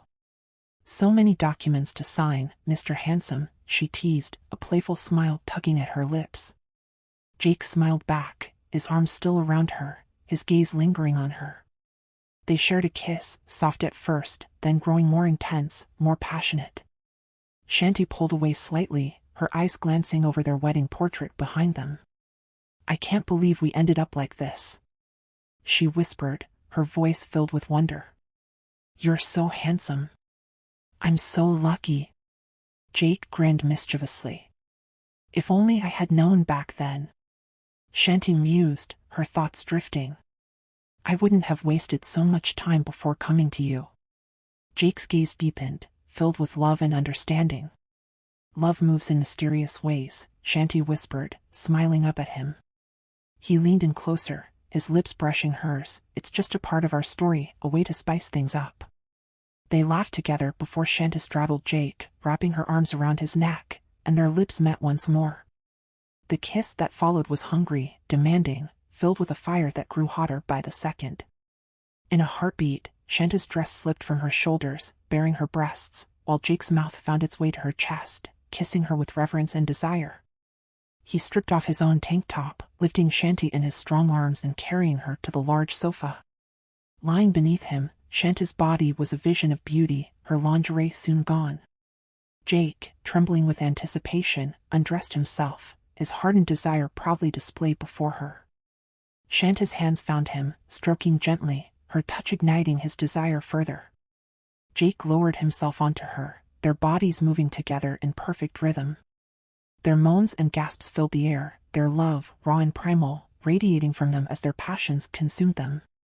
Minutes passed, their breaths came in heavy, heated bursts. The sofa could no longer contain their intensity, and they ended up on the carpet, tangled in each other's arms, their clothes scattered. I love you, Mrs. Valerian, Jake whispered, his voice husky with emotion. I love you too, Mr. Valerian, Shanty replied, a smile on her lips. She looked at the mess of papers around them. We'll never finish our work at this rate. Jake chuckled deeply, his eyes glinting with playful desire. How can I focus on work when the most gorgeous woman on the planet is next to me? His voice was low, sultry, making Shanta laugh as she snuggled closer into his arms. Really? You better not be looking at other women, she teased, her tone playful yet possessive. Jake laughed, his chest vibrating with the sound. What? I wouldn't dare, Mrs. Valerian. She grinned, her eyes sparkling. Just making sure. You never know what you might find while I'm away. Jake kissed her fiercely, his lips claiming hers. I'm not stupid, love. I only want you. In less than 2 weeks, I'll make sure we have plenty of time to satisfy each other, Shanty promised, her fingers trailing down his chest. Jake groaned, holding her tighter. I can't wait that long. I want you now, he growled, his voice thick with need. Their passion lingered in the air as they finally finished their work, signing the last of the papers. Afterward, they left the office to eat, but even as they returned, their thoughts were still tangled in the heat of their earlier encounter. By the time noon approached, they stretched out, their bodies tired but their hearts full. "Do you want a massage?" "We can go to the spa," Jake suggested, a teasing glint in his eyes. "Really? Right now?" Shanti asked, raising an eyebrow. "Yes, right now." Jake smiled, making Shanta laugh. "Let me just change," she said, heading for the door, but Jake stopped her, pulling her into a tight embrace before they teleported back to their room. Shanta quickly undressed and headed for the shower while Jake lounged on the sofa, watching her every move with hungry eyes. When Shanti emerged wrapped in a towel, her damp hair twisted up, Jake couldn't tear his gaze away. "You look stunning, Mrs. Valerian," he said, his voice low and admiring. "Thank you, Mr. Valerian," Shanti replied with a playful grin as she opened her closet. Jake stood, approaching her, whispering something in her ear that made her laugh, her face lighting up with joy. "I need to get dressed, Jake," she said, trying to brush off his flirtations, but Jake was persistent. He lifted her into his arms, making her squeal with laughter as he laid her gently on the bed, pulling the towel away and kissing her body, from her lips to her neck, down to her breasts and lower still, worshipping every inch of her. Jake's mouth finally came to rest between Shanta's thighs, devouring her with such intensity that it left Shanti breathless, gasping for air. Shanti grew weak as Jake brought her to the peak of ecstasy, her hands limp above her head, her eyes closed as she panted, a smile lingering on her lips. Jake kissed his way back up her body, from her stomach to her navel, then her breasts, over and over. His lips made soft, playful sounds as they pressed against her skin, intentionally making loud smacks on her breasts. Shanta laughed. "Stop it, Jake," she cried out, her laughter ringing out. They both laughed together, their laughter filling the room, until Jake reached her neck. He playfully bit her for a moment, and they wrestled briefly as Shanta squirmed from the ticklish sensation. She tried to push Jake's head away from her neck, but she couldn't budge him, and she let out a playful scream from the tickling. Jake joined her in laughing as well. Soon, Jake's mouth found its way back to Shanta's lips, and they kissed passionately, full of love and promises. When they finally pulled away, Shanta smiled at him. "Can I get changed?" she asked, and Jake chuckled, "Of course. Let's go."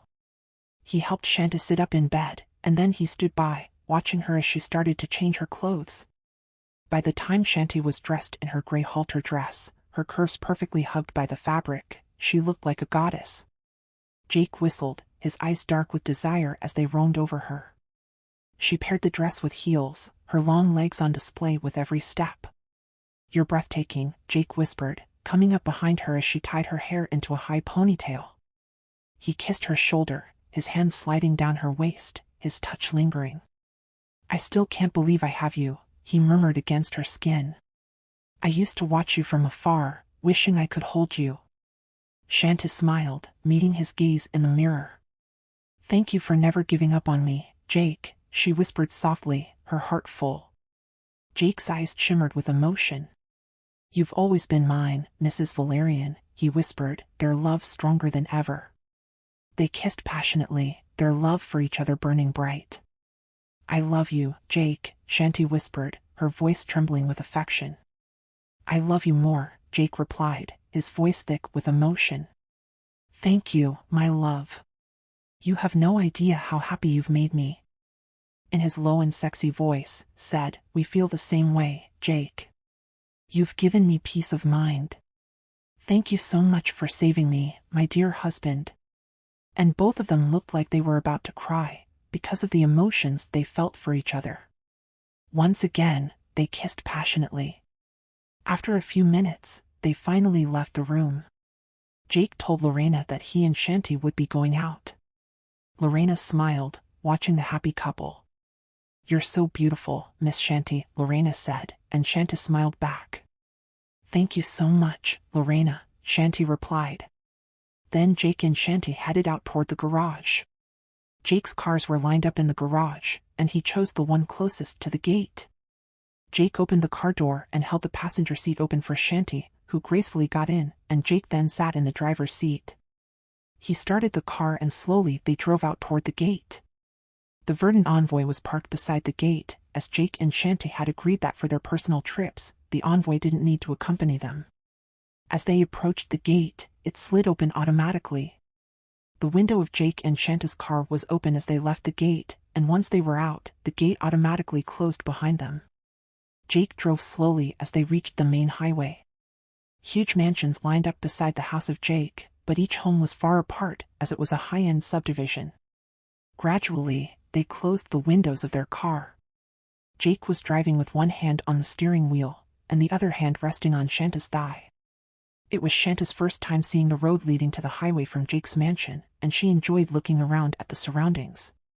But in the distance behind them, Vasper's car was following. He kept a good distance to avoid being noticed by Jake. His body was alert, and his eyes were focused so that he wouldn't lose track of Jake's car. He was just hoping that Jake wouldn't use his teleportation power. Why was he following Jake's car? Vasper, you've lost your mind. What are you doing? Vasper shouted to himself. Less than 2 weeks from now, Shanty would be gone, and he wouldn't see her anymore. He was content with just seeing Shanty from afar, even if it was just from a distance. When they reached the highway, Vasper was thankful that the traffic was heavy, which caused Jake to slow down. Jake couldn't teleport in such conditions. After a few minutes, Jake slowed down as they arrived at a spa, parking under the shaded area. Vasper stopped his car a little farther ahead where he could still see Jake's car. Jake got out of the car, moved to the other side, and opened the door for Shanty. Shanty stepped out gracefully, and Vasper gasped for air as he saw her. His whole body and heart were filled with longing for Shanty, and he felt emptiness when he saw her. But his chest was filled with jealousy as he watched the affectionate gestures between Shanty and Jake. Shanty held onto Jake's arm as they walked inside the spa. As Shanty stepped out of the car, she immediately attracted attention, especially as they walked toward the entrance of the spa. All eyes were on Jake and Shanty. Vasper's chest felt like it was being crushed from the pain and jealousy he felt. He used to be the one beside Shanty, holding her waist as they walked, but now he had no right. Jake had all the rights to Shanta's life. Vasper gripped his steering wheel tightly. After more than an hour, Jake and Shanty came out of the spa, with Shanta's hair now loose, no longer tied in a ponytail. Shanty looked even more beautiful in Vasper's eyes. Jake and Shanty held hands as they walked toward their car. Jake helped Shanty into the passenger seat first, but before Shanty could get in, they shared a quick kiss outside. Then Jake got into the driver's seat, and the car began to move. Vasper continued to follow them wherever they went. The next place Jake and Shanty stopped at was a restaurant, one that Vasper had been to before. Vasper parked right beside the restaurant. He wanted to challenge Jake at that very moment. Vasper's eyes were focused on the glass wall of the restaurant, where he could clearly see the people inside. He saw Jake and Shanty searching for a table, and sure enough, they found one right by the glass wall, a table for two. Jake and Shanty walked toward the table, and Vasper focused intently on Shanty. God knows how much he missed her. He imagined himself running to Shanty at that very moment. He remembered the scene from Shanty's dream, the one he had seen when he kissed her and read her memories. Desire and longing took over his entire being. Coincidentally, Jake and Shanty's table was right in front of Vasper's car, separated only by the glass wall and a garden bed outside. Vasper's car windows were tinted, but with Jake's power, Jake could see Vasper if he wanted to. And that's exactly what Vasper wanted, to be seen by Jake. Vasper didn't have any powers now because of his suspended necklace, but he wasn't afraid of Jake. Jake and Shanty were seated, with most of the people in the restaurant watching them in curiosity. They were a stunning couple, beautiful and breathtaking. Jake and Shanty browsed the menu, and the waiter came to take their order. After the waiter left, Jake took Shanty's left hand, kissed her wedding ring, and mouthed the words, "I love you." Shanty smiled and replied, "I love you too." They clasped hands on the table. Vasper's eyes were locked on Jake and Shanty. His heart swelled with jealousy. Why should he feel jealous when Shanty and Jake were already married? Was he going crazy? Was he still in his right mind? "Vasper, what are you doing?" Go home, Vasper shouted at himself. He had no right to be jealous, he reminded himself. Vasper waited for Jake to notice him, but Jake remained focused on Shanti. Vasper saw Shanti cross her legs, and from his position, he could see her legs exposed under the table, thanks to the high slit of her dress. But what Vasper was most jealous of was how Shanti played with Jake's legs, her thighs pressing against Jake's under the table. Vasper turned his head, thinking he should just leave, but his body refused to move. He wanted to see Shanti, even if it was only from afar. Vasper saw the people at the table next to Jake and Shanti stand up, and without hesitation, he proudly got out of his car, staring directly at Jake and Shanti. Jake and Shanti, shocked, turned to look at Vasper, who was standing by his car. Their eyes met. Shanti quickly looked away, turning her gaze to Jake. The smile on Shanti's face vanished, replaced with an uneasy expression. Vasper entered the restaurant and walked straight toward an empty table right next to Jake and Shanti's. He sat down facing Shanti. Jake pressed his lips together, remaining silent. He and Shanti were still holding hands. Jake and Shanti's order arrived, along with their wine. They smiled, choosing to ignore Vasper's presence. The waiter attended to Vasper, taking his order. Vasper asked for wine. The eyes of the other diners were drawn to Vasper, his magnetic aura and stature captivating, especially to the women in the restaurant, some even flirting with him through their glances. But Vasper paid no attention to them. Meanwhile, Jake and Shanti continued eating, and Shanti seemed to have mastered ignoring Vasper's presence, focusing only on Jake. Vasper, however, enjoyed the view from where he was seated, right in front of Shanti. His eyes feasted on her beauty. Even though Shanti ignored him, Vasper had grown used to it. Jake knew what Vasper was doing but chose to let him be as long as he didn't cause any trouble or make a scene. Shanti cut a piece of steak and fed it to Jake, since he hadn't ordered steak. "Isn't it delicious?" Shanti asked, looking into Jake's eyes. Jake smiled and nodded. "I know exactly what's in it." "I'll cook this at home," Jake replied. Shanti fed him another bite. "Really? Oh, please teach me, my love. I want to learn how to cook this too, so I can cook for you." "You're always the one cooking for me," she said sweetly. "I enjoy cooking, especially when it's for you," Jake responded, both of them smiling warmly at each other. Vasper heard everything, and inside, he shattered, completely wrecked. But his face betrayed no emotion. He continued sipping his wine until his order arrived, which happened to be the same dish Shanti had ordered. Later, Shanti asked Jake, "Shall we go to the beach tonight?" "Let's have dinner there." "No problem." "Let's go," Jake agreed, and Shanti mischievously added, "I want it to be just the two of us, no one else." Jake laughed. "Of course, my love," he said, kissing Shanti's hand. Through the glass wall, they saw a pregnant woman walk by with her husband and a toddler daughter. Jake and Shanti's eyes followed the family as they entered the restaurant. The woman's belly was large, and they happily chose a table. The man was holding the toddler close. Jake and Shanti exchanged smiles, their eyes filled with love and imagination, envisioning themselves like that in the future. "Soon, you'll be walking like that," Jake said, his voice full of affection. Shanti smiled sweetly.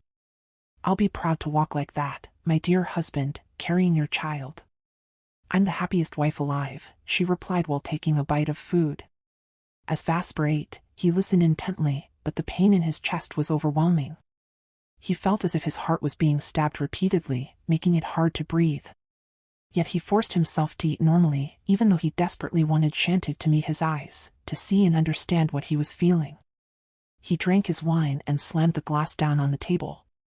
The other diners turned to look at him, but Vasper's eyes remained locked on Shanti, his expression serious. For a moment, Shanti glanced in Vasper's direction, but she only looked at his wine, not at him. Jake, aware of Vasper's actions, admired his persistence, knowing that despite being married to Shanti, Vasper still wouldn't back down. "It's better if we head straight to the beach now, my love. Can I stay there until this weekend?" Shanti asked Jake. Jake smiled. "Why not? Let's go." Jake signaled the waiter for the bill, and Vasper quickly did the same. Both of their black cards were swiped at the same time. Shanti glanced briefly at Vasper's table, knowing he had done this on purpose. After paying, Shanti stood up and walked over to Jake, wrapping her arm around his, and they headed toward the exit. Vasper followed behind them. Shanti's grip on Jake's arm and hand tightened. Their walk was casual and normal, with no sign of the tension between the three of them. "Jake, don't forget about the race competition," Vasper called out from behind them. Shanti froze, and so did Jake. "If you don't go, you'll regret it," Vasper added in a simple, casual tone. Jake clenched his teeth, turning to look at Vasper. Their eyes met, and Shanti was forced to look at Vasper's face as well. Vasper's gaze met Shanti's, and his eyes seemed to pierce through her, filled with tenderness and longing. But Shanti's eyes were full of anger and irritation toward Vasper's presence. Shanti couldn't deny that Vasper's allure had only grown stronger, his hair styled in a way that made him look impossibly handsome, almost otherworldly. His devilish charm demanded attention. He truly was a devil incarnate, and she hated him for it. She despised how she had once been a victim of his allure, and now, he was the one thing she wanted to avoid, a forbidden fruit she had no interest in revisiting. It was a decision she regretted. "Stop it, Vasper. Don't drag my husband into your childish games. We have far more important things to focus on than your childishness," Shanti snapped. Vasper laughed sarcastically. "Childish? Trust me, Shanti. Racing is no joke, you should take it seriously. I need someone who can beat me. No one's been able to, so why not Jake? They say Jake's the only one capable of competing with me, and I admit, he's fought me before, and I respect that. So why not race this time? Let's see his skills," Vasper said, lifting his brow, clearly challenging Jake. Shanti held on to Jake's arm. Jake laughed. "Okay, why not? Just to put an end to your self-consciousness, Vasper, I'll accept. After all, the trophy is already mine." "You won't be able to take it back," Jake said, implying that Shanti was the trophy. Vasper clenched his teeth, having heard Jake's remark. Vasper remembered Shanti's dream and smiled. "Well, don't get too confident, Jake. Fate plays in strange ways, we can't predict it. Even I was a victim of that, and I didn't foresee it either," Vasper said, looking at Jake. "But in the end, I believe I'll be the winner," he added, gazing into Shanti's eyes with a knowing smile. Shanti understood what Vasper meant. It was about her dream, the prophecy of the Sword of Destiny. Shanti gritted her teeth. Jake walked straight to their car, guiding Shanti along. Meanwhile, Vasper moved towards his car and got inside. Jake opened the passenger side door, and Shanti entered, followed by Jake, who settled into the driver's seat. In a few minutes, Jake and Shanti were on the road back to the mansion, with Vasper still trailing behind, though keeping a distance. Jake was seething as he glanced at the side view mirror, while Shanti was also angry, looking at Vasper's car. "Jake, the race is in less than a week. Vasper is a professional racer. This competition isn't fair at all," Shanti said, filled with worry. Jake squeezed her hand. "Don't worry, my love. I know how to drive, that's all I need to know. It's not just once that I've witnessed Vasper race. I've seen him countless times before, back when Jacob and I were undercover in his activities," Jake reassured her. But Shanti still couldn't shake off her anxiety. Deep inside her, she didn't want Jake to get hurt. Despite everything, she still had some concern for Vasper, but only up to a certain point. She didn't want anything bad to happen to him, but her feelings were limited to that. Above all, she loved Jake, her husband, and she didn't want anything bad to happen to him. She had no trust in Vasper, especially now that his actions seemed more desperate. As Jake sped down the road, with only a few cars passing by, Vasper suddenly picked up speed, catching up to them. He drove alongside their car, on Shanti's side. Jake noticed Vasper driving alongside him, and Vasper rolled down his window, but Jake didn't roll his down. Shanti, too, didn't look at Vasper's side. She just kept her eyes on the road ahead. "Vasper is so stubborn," Shanti muttered. Jake, just ignore him and keep driving. Jake remained silent, continuing to drive. As they approached the subdivision leading to Jake's mansion, only their car was on the road. Suddenly, Vasper sped past them and blocked their path. Jake had no choice but to stop his car abruptly. Both Shanti and Jake were shocked by what Vasper had just done. Out of frustration, Jake pulled over to the side of the road. Vasper also parked his car on the side. The surroundings were quiet. Shanti was nervous, thinking, what is Vasper's intention? Though Vasper no longer had his powers, he was still bold enough to challenge Jake. Stay here, Jake said in a calm yet serious tone. Vasper had already stepped out of his car, standing firmly beside it, waiting for Jake. Shanti grabbed Jake's hand. Don't worry, he has no powers, he can't teleport, Jake reassured her. He opened his door and stepped out, shutting it behind him. Shanti was left inside, the car's engine still running, the air conditioning on. She watched as the two men stood outside, not just rivals in looks but also in their posture and magnetic aura of authority. Their eyes locked onto each other, full of intensity. Neither was willing to back down. It was Vasper who spoke first. Next week is Shanta's last day in the outer world. When's the farewell party? Vasper asked. Jake didn't respond right away. He was reading Vasper's emotions. Why, Vasper? What right do you have to ask me about my wife? Where do you get the nerve to ask me such things? You're shameless. Jake spat, his voice tinged with both anger and irritation. Vasper just laughed maniacally, placing his hands on his hips, his gaze shifting towards Shanti inside the car. He knew she was watching them. He knew exactly how to draw Shanti out. Why, Jake? Where do you get the audacity to steal the woman who, deep down, you know only loves me?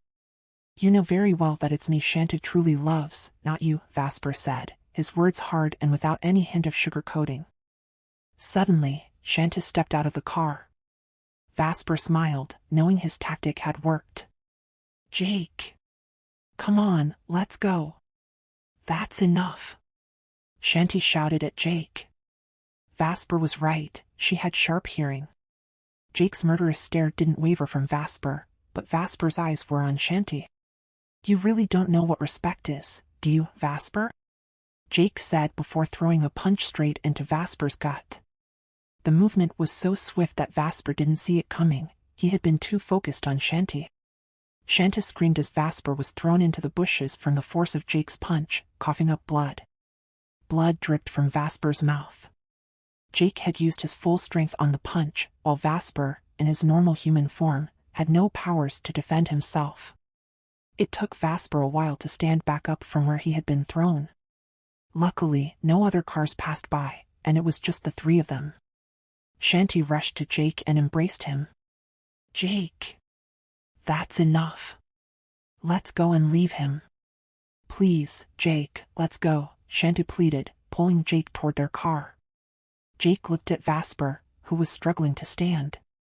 The punch had clearly hurt him badly. Shanti was panicking, looking at Vasper, who was still staring at her, smiling despite the blood on his face. Shanti. Invite me to your farewell party. I want to be there, Vasper called out, knowing Shanti could hear him. But Shanti ignored his words. She hurried Jake into the driver's seat. Come on, Jake, let's go, she urged, pushing him into the car. Reluctantly, Jake got in. Shanti quickly ran around the car and slid into the passenger seat. Meanwhile, Vasper finally stood up, wiping his pants. He laughed maniacally as he watched Jake and Shanti in the car, his gaze full of challenge and defiance. He brushed his fingers through his long hair, wiping the blood from his lips. He bit down on his lower lip, tasting his own blood. Is that all you've got, Jake? You're just going to leave? Vasper shouted. Jake tensed up in anger, almost stepping out of the car again, but Shanti quickly stopped him. Jake.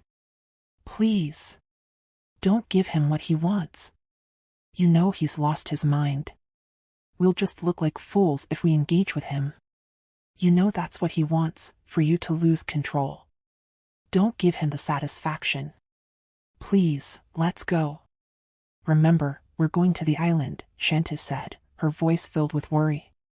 She held tightly onto Jake's arm. Jake closed his eyes, and his expression softened. I'm sorry, my love. I'm sorry, he said as they kissed passionately. I'm so sorry, Jake repeated between kisses. Shanti understood and forgave him. It's okay, Jake. It's okay, she whispered, reassuring him. Let's go, she urged again, as they continued kissing fervently, their emotions overwhelming them. Jake held the back of Shanta's head, deepening the kiss, as if he wanted to claim her soul at that very moment, driven by the insecurity Vasper's words had stirred in him earlier. You're mine, my love, Jake said possessively. Shanti moaned softly in response. Yes, Jake, I'm yours, she whispered back, kissing him with the same intensity, wanting to wash away Jake's doubts about Vasper. They didn't notice that Vasper had already moved closer to their car, watching everything unfold. His sharp eyes focused on their actions inside.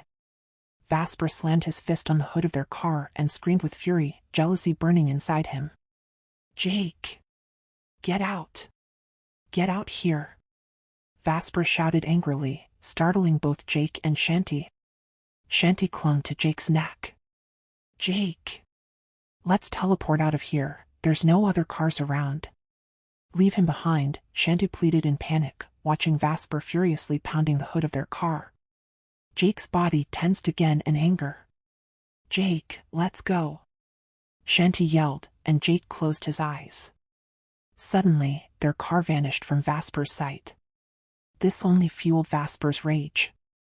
He kicked his own car tire out of frustration. He leaned against his car window, trying to calm himself down, taking deep breaths. He closed his eyes for a long moment. He heard another car approaching, but he ignored it. He stood there, letting the passing cars go by until only his was left. Then he finally got into his car. He sat there for a while, staring blankly at the steering wheel. His mind drifted back to the memories he had seen when he had looked into Shanta's mind, the memories of Jake and Shanta's lovemaking on their bed. Vasper's heartbeat quickened with rage toward Jake. He couldn't accept that Jake had taken Shanti from him. Tears were now streaming down Vasper's face, fueled by anger and the unbearable pain he felt, as if his chest was being ripped open. Sweat poured down his face and neck.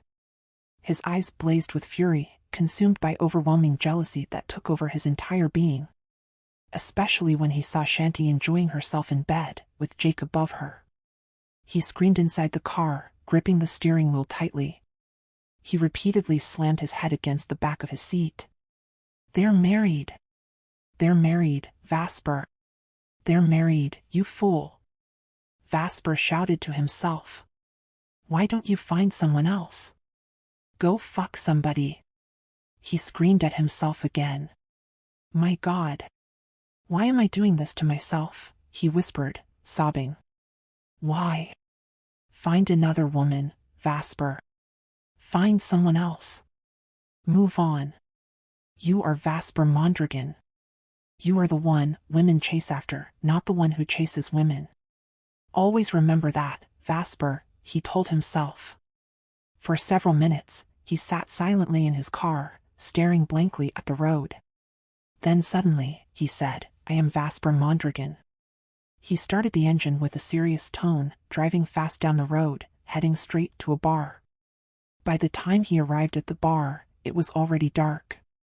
He went straight inside, greeted by loud music and flashing disco lights.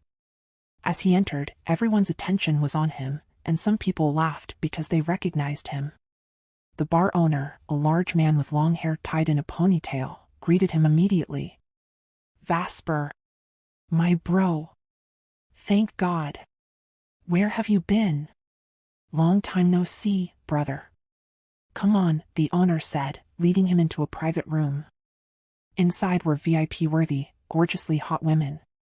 One of them were immediately assigned to Vasper as he sat on the couch, while drinks were placed on the table, specially for Vasper Mondragon. The women couldn't wait to have a taste of him. Samantha immediately captured his lips, kissing him fervently while her hands roamed over his body, tracing his abs and chest. Her hand rested on the back of his head, deepening and prolonging their kiss.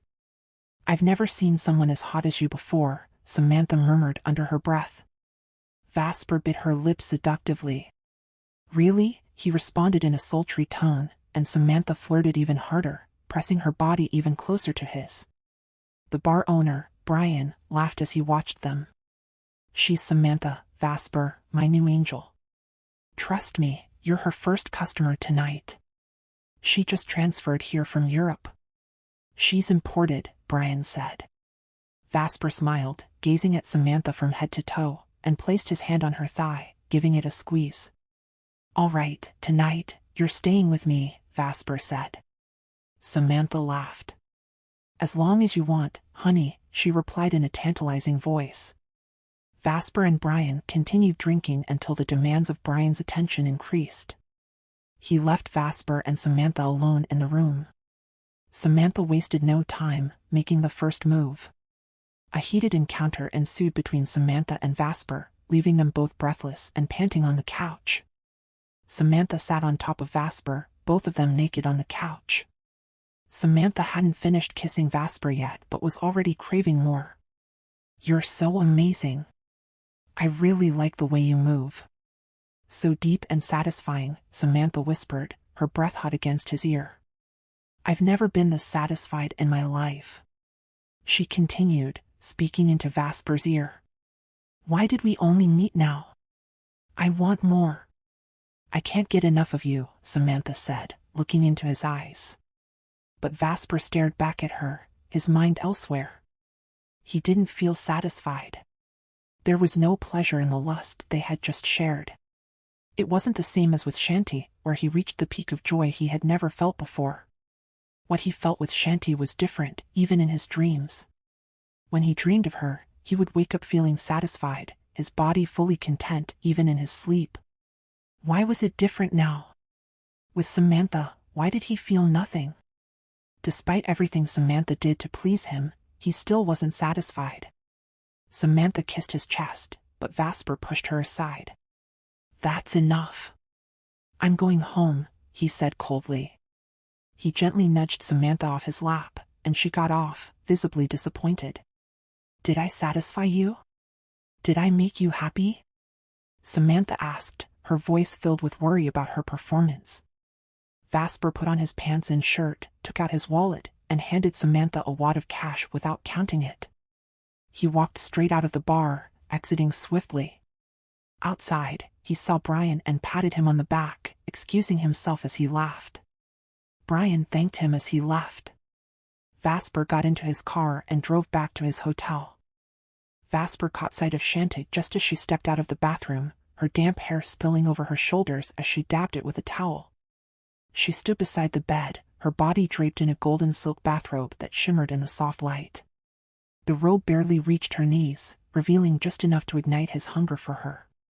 Her hair cascaded down her back, framing her delicate form in a way that made her appear almost otherworldly. Vasper's eyes roved over her, drinking in the sight of Shanti standing so close, too beautiful to be real. His breath caught in his throat, he couldn't believe it. Shanti was here, in front of him, in the flesh. Shanti's gaze wandered around the room, her eyes glimmering with wonder as if she were seeing it for the first time. When their eyes finally met, it was like the world stopped. She smiled, a soft, knowing smile, and Vasper was drawn to her, his body moving toward hers with an unstoppable force, as though the very air between them was pulling them together. The magnetic attraction was undeniable, primal. His chest ached with the overwhelming need to touch her, to feel her skin beneath his fingers once more. Their lips collided with an intensity that spoke of months of longing and desire, the kiss fevered, frantic, as if both feared the other might disappear. The heat between them was electric, their mouths locked together in a passionate dance that sent shivers down his spine. Shanti moaned softly, a sound that echoed through the spacious room like a symphony, and Vasper groaned in response, unable to contain the tidal wave of emotion surging through him. Together, they fell onto the bed, their bodies bouncing lightly on the soft mattress. Shanti was beneath him now, her breath coming in short gasps as she looked up at him with wide, wanting eyes. Vasper's hands trembled as he undid the knot of her bathrobe, revealing the soft skin beneath. Every inch of her seemed to shimmer in the dim light, her body like a work of art. He felt dizzy, overcome by the sheer beauty of her. Shanta's fingers, delicate but sure, tugged at Vasper's robe, and soon it joined hers on the floor, their bare skin pressing together in an electrifying embrace. Their lips found each other again, as if they had never been apart, and Vasper's hands began a slow, reverent journey over Shanta's body. His mouth moved to her breasts, where he kissed and nipped, hungry for the taste of her. Shanti arched beneath him, her body trembling with every touch. Vasper's desire was ferocious, his movements desperate and intense as though he were trying to claim every part of her. Their love, their need, was so overpowering it felt like the room was spinning. "Shanti," Vasper whispered breathlessly against her skin, "I can't believe you're here. I missed you more than words can say, and I love you so much. Please, don't ever leave me again. Stay with me, forever. Promise me that," he begged, his voice raw with emotion, lips trembling against hers. Shanti moaned softly in response, the sound a mix of passion and surrender. "I love you, my queen. I love you so much," Vasper murmured like a prayer, his lips brushing hers with every word, sealing his love in each kiss. "I love you too, Vasper," she whispered, her words like music to his ears, the sweetest confirmation of his wildest dreams. Vasper's heart soared, his body overwhelmed with joy, disbelief, and the absolute certainty that this was where he belonged, by her side, with her body pressed to his. Having her again, in his arms, was beyond anything he had ever experienced, beyond every success, every award, every fleeting triumph. This was his victory, Shanti, his love, his everything. His mouth found its way between her thighs, where he kissed her deeply, his hunger growing with every second. Shanta's soft moans filled the room, the sound of her pleasure mixing with his low groans, creating a harmony of desire that filled the air. "You're mine again," Vasper whispered, his voice heavy with emotion as he kissed her inner thigh, each word dripping with both love and possession. He knelt before her, guiding his hardness toward her, his breath quickening as he prepared to finally claim what had been denied them for so long. His body trembled with the intensity of the moment, the anticipation nearly overwhelming him. Shanta's eyes were wide, nervous but trusting, as she looked up at him. "Don't worry," Vasper whispered, his voice soft and reassuring, "I'll be gentle." He began to press inside, his breath hitching as he felt her tightness envelop him. It was as if the world had stopped, the sensation beyond anything he had ever imagined. Shanti gasped, her fingers digging into his skin as the sharpness of the pain registered. "Vasper, it hurts," she whimpered, her voice trembling. "Please. I can't take it. I'm sorry, Shanti, but the pain will pass. I promise," he whispered against her lips, his voice thick with both desire and regret. "I love you so much," he added, and as if to soothe her, he kissed her again, deep and slow, pouring every ounce of his love into the kiss. He thrust deeper, and the pleasure nearly overwhelmed him, his eyes closing as he lost himself in the feeling of her around him. "Oh God," he groaned, biting his lip as he struggled to hold back. Shanta's nails dug deeper into his back, her body trembling beneath him as the pain mixed with the pleasure she was starting to feel. His movements quickened, and soon, the room was filled with the sounds of their shared passion. The bed creaked beneath them as they moved together, their bodies moving as one. Vasper's thrusts became faster, more urgent, as he chased the release he so desperately craved. His breath came in short, sharp gasps, and he moaned Shanta's name over and over again. The tightness of her body around him drove him wild, pushing him deeper, harder. Shanta's moans grew louder, the mix of pain and pleasure becoming almost unbearable, her body shuddering beneath him as they reached the height of their passion together. With one final, deep thrust, Vasper groaned loudly as he spilled inside her, his entire body pulsing with the force of his release. Shanta's body tensed as she felt him throbbing inside her, her own pleasure mixing with the remnants of the pain, the two sensations becoming one overwhelming experience. Their moans filled the room as they came together, their bodies entwined, breathless and spent. Vasper's lips pressed against her neck as he whispered her name into the crook of her shoulder, his voice low and filled with devotion. But as he opened his eyes, reality crashed down on him.